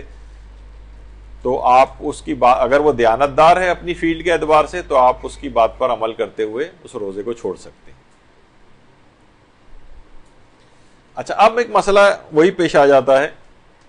جو بہت کامن پیش آتا ہے، حاملہ عورتیں کب روزہ چھوڑ سکتی؟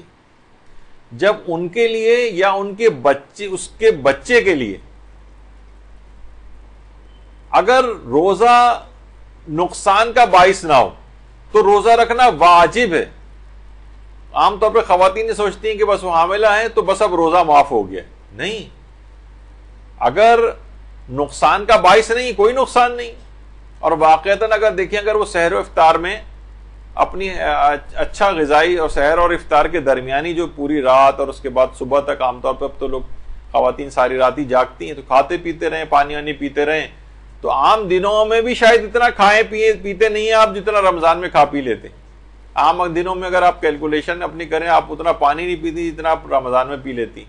اور جو آج کل جو خاص طور پہ جو ہمارا سیڈنٹری لائف سٹائل ہے، کہیں باہر اس طرح سے جانا نہیں ہے، دھوپوں میں پھرنا نہیں ہے، اور اس طرح سے گھر میں اے سیوں کے اندر رہنا ہے، تو اس میں تو ویسے ہی کوئی کسی بھی طرح کی کوئی کمی نہیں ہوتی۔ تو کوئی اگر کوئی طبی کوئی خاص مجبوری والے مسئلہ نہیں ہے تو روزہ رکھنا واجب ہے۔ لیکن اگر حمل کا 8واں یا 9واں مہینہ ہے اور اسے یا اس کے بچے کے لیے نقصان کا کوئی واقعتاً کوئی خوف ہے تو وہ روزہ چھوڑ سکتی ہے، بلکہ اگر شدید خوف ہے تو روزہ چھوڑنا واجب بھی ہو جائے گا۔ البتہ بعد رمضان ان روزوں کی قضا کرنا ہے، لیکن اس کو 8ویں اور 9ویں مہینے میں جو یہ چھوڑ رہی ہے روزہ، تو 3 پاؤ آٹا یا کوئی بھی کھانا یا غذائی اجناس یہ مستحق کو کفارے کے طور پر دینا ہوگا۔ اور اگر حمل پہلے مہینے سے 7ویں مہینے کے آخر تک کا ہے اور اس دوران روزہ اس کے یا اس کے بچے کے لیے نقصان کا باعث ہے تو روزہ چھوڑ سکتی ہے، بعد رمضان صرف قضا کرنی، کفارہ اور فدیہ کوئی نہیں۔ تو بہرحال یہ 2 فرق اس کے اندر ہیں، اس کو تھوڑا سا غور و فکر آپ کر لیجئے گا کہ حاملہ کب روزہ چھوڑ سکتی ہے اور کب نہیں۔ اچھا، اسی طرح سے دودھ پلانے والی جو مائیں ہیں بچوں کو، ان کا ہے مسئلہ کہ اگر روزہ رکھنے کی وجہ سے دودھ کی کمی کو وہ مصنوعی طور پر پوری کر سکتی تو ماں کے لیے روزہ چھوڑنا جائز نہیں۔ مثلا کوئی پرابلم نہیں ہے، کوئی طبی ممانعت نہیں ہے، اور وہ ڈبے کا یا مثلا گائے کا یا کوئی بھی اس طرح سے کوئی متبادل بچے کو کہ اس سے بچے کی غذائی کمی جو ہے وہ پوری ہو جائے، تو پھر اس کے لیے روزہ چھوڑنا جائز نہیں ہوگا۔ لیکن بچے کا اگر مکمل انحصار ماں کے دودھ پر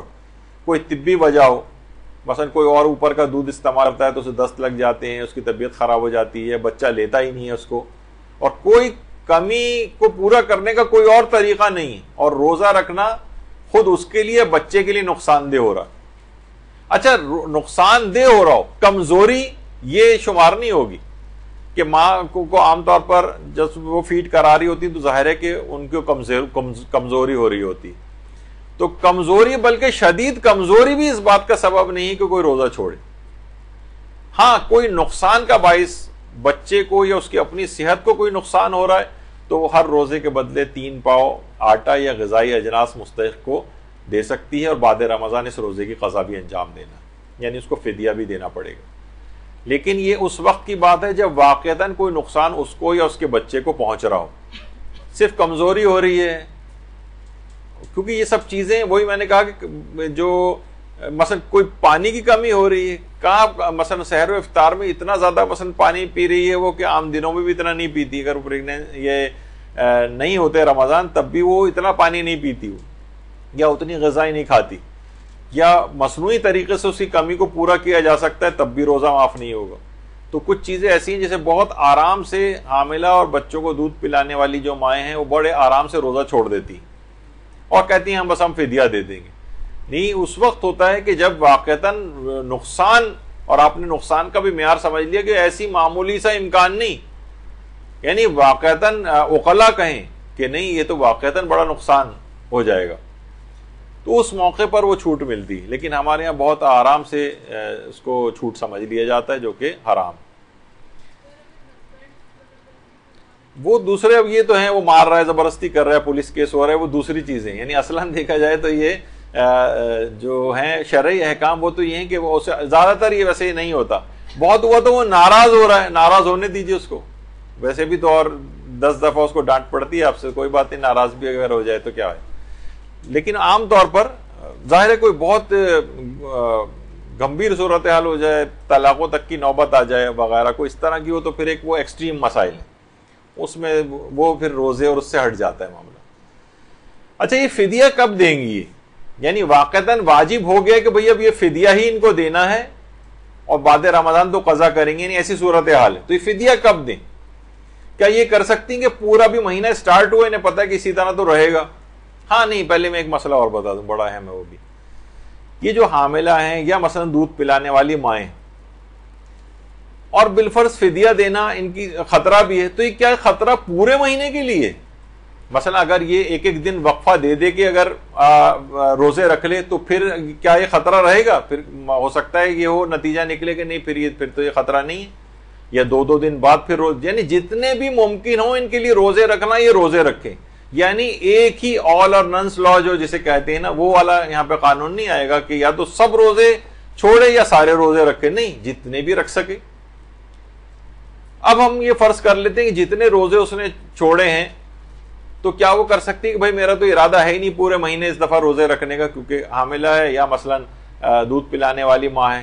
تو وہ ابتدائی مہینے سے ہی نکال دے؟ نہیں، یہ نہیں کر سکتی۔ جتنے وہ روزے چھوڑتی جائے گی وہ مجبوری میں،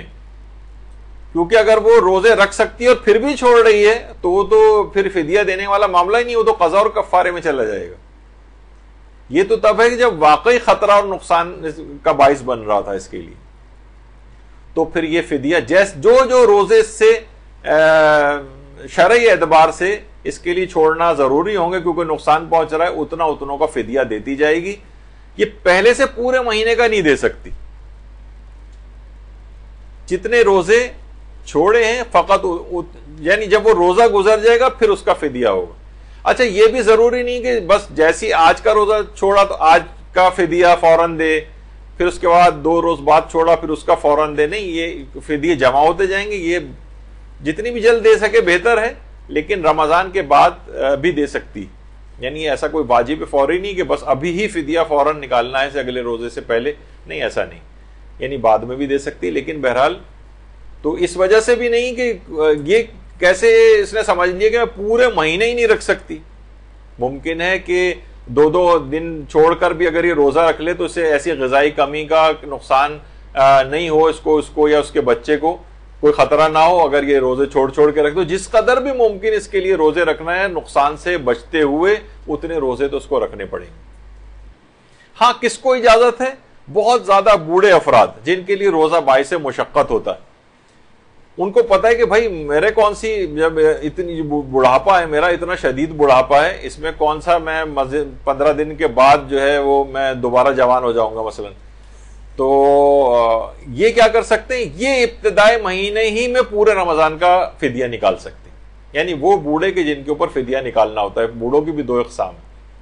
کچھ پہ فدیہ ہوتا ہے کچھ پہ نہیں ہوتا، خیر ابھی اس کو چھوڑتے ہوئے بہرحال جو بڑھاپے کی وجہ سے جو کافی زیادہ بوڑھے ہوتے ہیں، اس لحاظ سے تو خواتین کے اوپر تو یہ والا فدیہ آتا ہی نہیں کیونکہ کوئی خاتون بوڑھی ہوتی نہیں کبھی، تو بہرحال اس لحاظ سے تو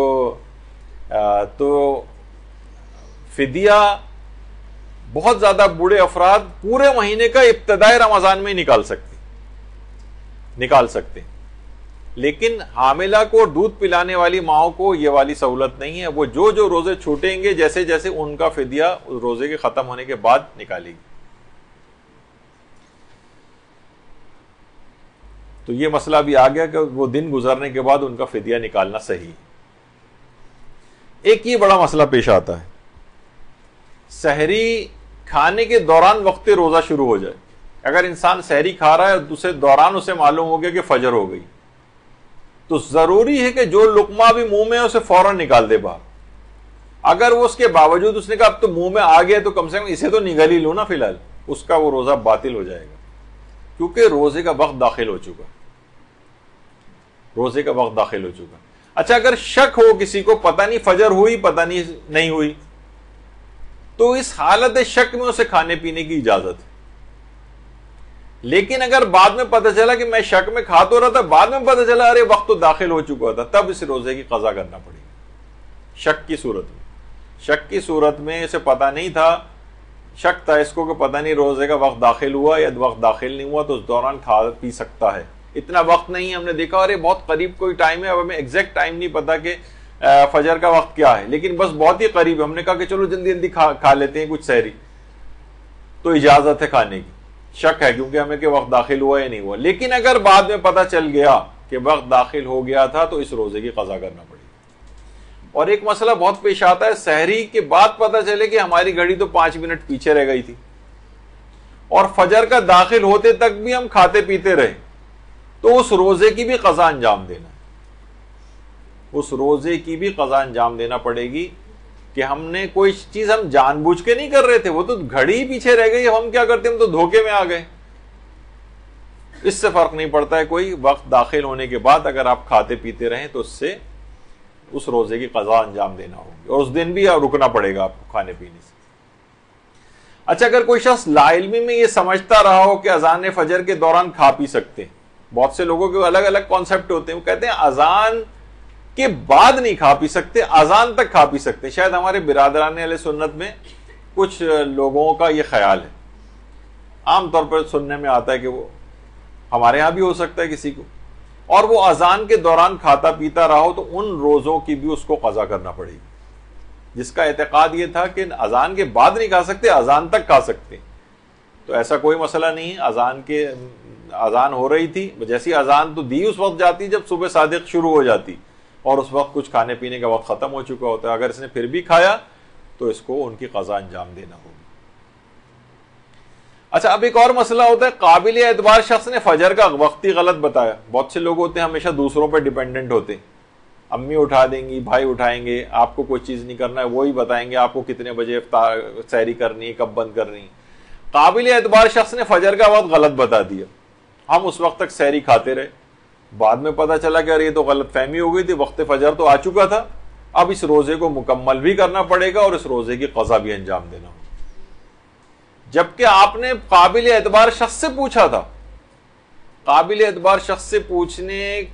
اور اس نے غلطی کر کے بتا دیا، تو یہ معاف نہیں ہوگا کہ بھئی ہم نے تو پوچھ لیا تھا، ہماری تو ذمہ داری پوری ہو گئی تھی نا. نہیں، اس روزے کی اس کو بھی مکمل کرنا ہے، اس روزے کی قضا بھی انجام دینا ہے، کیونکہ آپ وقت داخل ہونے کے بعد کھاتے پیتے رہیں. یہ بھول کر کھانے پینے میں نہیں آئے گا. عام طور پہ ہوتا ہے نا کہ روزے میں اگر بھول کر کوئی کھا پی لے تو اس پر اس کا روزہ باطل نہیں ہوتا. لیکن یہ بھول کر نہیں، وہ تو روزہ بھول گیا تھا، اسے پتا ہے کہ یعنی جان بوجھ کے اس وقت یہ کھا رہا ہے، یعنی اس کو پتا ہے کہ مجھے روزہ رکھنا ہے. وہ دوران روزہ بھول جانے کا مسئلہ الگ ہے اور یہ والا مسئلہ الگ ہے. اس میں روزے کو بھی پورا کرنا ہے اور اس روزے کی قضا بھی انجام دینا. ایک مسئلہ آتا ہے افطار کا بھی. روزے دار کسی شخص کے کہنے پر، جس کہنے پہ ہمیں اعتبار بھی نہیں تھا، وہ افطار کر لے اور بعد میں پتہ چلے کہ مغرب کا وقت تو ہوا ہی نہیں تھا، یا شک بھی کرے کہ پتہ نہیں وقت مغرب ہوا تھا یا نہیں ہوا تھا، پھر اس نے روزہ افطار کر لیا، تو اس پر قضا اور کفارہ دونوں واجب ہو جائیں گے. قضا بھی واجب ہوگا، کفارہ بھی واجب ہوگا. تم نے حالت شک میں کیسے افطار کر لی؟ تمہیں اطمینان اور یقین ہونا چاہیے تھا کہ وقت افطار آ گیا. تم نے کہا کہ لگ تو ایسی رہا، یعنی بس شک تھا اور آپ نے افطار کر لیا. نہیں، آپ کو پورا یقین اور اطمینان ہونا چاہیے تھا. اب کیا ہوگا؟ یہ قضا اور کفارہ دونوں آ جائیں گے آپ پر اگر آپ نے وقت سے پہلے افطار کیا. اچھا، اگر کسی کو یقین اور اطمینان بھی ہو گیا کہ وقت افطار آ گیا، روزہ افطار کر لے، بعد میں پتہ چلے کہ وقت نہیں آیا تھا، تو احتیاط کی بنا پر اس روزے کی بھی قضا کرنا پڑے گی. پہلے والا مسئلہ الگ تھا، اس میں تو شک تھا کہ پتہ نہیں آیا یا نہیں آیا. اس میں تو آپ کو یقین تھا کہ آ گیا ہے اور بعد میں پتہ چلا کہ میرا یقین غلط تھا. جب کیلنڈر جا کے دیکھا یا ہمیں پتہ چلا کہ نہیں، اس وقت تو وقت آیا ہی نہیں تھا، ہم نے تو پتہ چلا 1 یا 2 منٹ پہلے افطار کر لیا تھا، تو احتیاط کی بنا پر اس روزے کی بھی قضا انجام دینا ہوگا. اچھا، ایک مسئلہ یہ بھی ہے، کسی نے بھولے سے روزے میں کچھ کھا پی لیا اور وہ یہ سوچا کہ غلط، اس کے دماغ میں یہ تھا کہ اگر کوئی بھولے سے بھی کچھ کھا پی لے تو اس کا روزہ باطل ہو جاتا ہے. اس نے کہا جب باطل ہو گیا ہے تو اب میں کھا پی لیتا ہوں پورا کھانا، اور اس نے کھا پی لیا تو اس کا تو وہ روزہ باطل تو ہے ہی، اور اس کی قضا بھی اس کو انجام دینا ہوگی. بھولے سے کچھ کھا پی لے تو روزے پر فرق نہیں پڑتا ہے، لیکن اگر کوئی شخص یہ سوچ کر کھا لے کہ میں نے بھولے سے کھایا تو اس سے میرا روزہ ٹوٹ گیا اور پھر کھا لے، تو اس سے اس کا وہ روزہ بھی باطل ہے اور اس کی قضا بھی اس کو انجام دینا ہوگی، البتہ کفارہ اس میں کوئی نہیں۔ اچھا، کچھ گناہ دیکھیے ایسے ہیں کہ انسان بہت سے گناہ کرے تو روزے کا ثواب تو ضائع ہوتا ہے لیکن روزے پر فرق نہیں پڑتا۔ جیسے کوئی بہت سے افراد ایسے ہیں، یعنی باقاعدہ میری خود نگاہوں سے بھی گزرے ہیں، جو پابندی سے روزے رکھتے ہیں لیکن نماز نہیں پڑھتے، یعنی یقیناً بہت بڑا گناہ گار ہے، یعنی جو نمازیں اپنی جان بوجھ کر قضا کرتا ہے، توبہ تو کرے گا، ان نمازوں کی سب کی قضا کرنی ہے، لیکن روزے اس کے سارے صحیح ہیں، روزے باطل نہیں ہوں گے کہ بھائی تم نماز نہیں پڑھتے۔ ہمارے ہاں ایک چیز اور بھی ہوتی ہے، اس سے فوراً یہ کہا جاتا ہے کہ بھائی یعنی تمہاری یہ سب یعنی سارے اعمال بس تمہارے ضائع ہیں، اگر تم نے فلاں چیز نہیں کی تو وہ چیز ضائع ہے، وہ نہیں کی تو وہ چیز ضائع ہے، تو اس سے لوگوں کو ڈسکریج کیا جاتا ہے کہ پھر اس کا بھی کوئی فائدہ نہیں، یہ بھی چھوڑ دو تم۔ نہیں، وہ جتنا بھی عمل کر رہا ہے وہی کرنے دو اسے کم سے کم۔ اب اسے آپ یہ کہیں گے اس کا بھی کوئی فائدہ نہیں ہے تو وہ کہے گا چلو فائدہ نہیں ہے تو پھر میں جو ہے روزے بھی کیوں رکھوں، پتہ چلا آپ نے روزے بھی چھڑوا دیے اس سے۔ تو جو بھی جتنا کر رہا ہے اس کو آہستہ آہستہ بڑھائیں، اس کو ڈسکریج کر کے اس کے جو واقعی اعمال انجام دے رہے وہ ضائع نہ کریں۔ لوگ کہتے ہیں بھائی ہم حج پہ اس وقت جائیں گے جب ہم اس کے بعد کوئی گناہ نہ کریں، تو کیونکہ ابھی ہمیں پتہ ہے کہ جوان ہے تو گناہ، لوگوں کا پہلے زمانے میں کانسیپٹ یہی تھا جس کی وجہ سے لوگ بڑھاپے میں تک مؤخر کرتے تھے اپنے حج پہ جانا، کہ جب اس وقت بوڑھے ہو کر جائیں گے تو بڑھاپا کسی نے دیکھا ہے؟ اور جب بھی شاید دست غیب شیرازی فرماتے تھے کہ قبرستان جاؤ تو وہاں جا کر دیکھو گے تو آپ کو ملے گا کہ زیادہ تر وہ قبریں کہ جو بڑھاپے کی منزل تک پہنچے ہی نہیں، اس سے پہلے انتقال کر گئے۔ تو کسی نے دیکھا کہ بڑھاپا آئے گا تو ابھی انسان کو توبہ کر کے اور اپنی زندگی کو اچھے طریقے سے گزارنا چاہیے۔ اچھا، اسی طریقے سے کچھ گناہ ایسے ہیں جیسے دوران امتحانات آ جائیں تو اس میں نقل کروانا جو ہے، نقل کرنا بھی گناہ ہے، تو لوگ کہیں گے پھر ایسے روزے کا کیا فائدہ؟ نہیں، روزہ اپنی جگہ پر صحیح ہے، البتہ اس گناہ سے روزے کے ثواب پہ ضرور فرق پڑ سکتا ہے، لیکن ایسا نہیں کہ روزہ باطل ہو۔ یا عورت مثلا بے حجاب گھوم رہی ہے، میک اپ کر کے گھوم رہی ہے، آفس تیار ہو کر جا رہی ہے اور بے حجاب جا رہی ہے، لیکن کم سے کم اس نے روزہ رکھا ہوا ہے تو روزہ رکھنا اس کا صحیح، اس کے روزے کے اوپر کوئی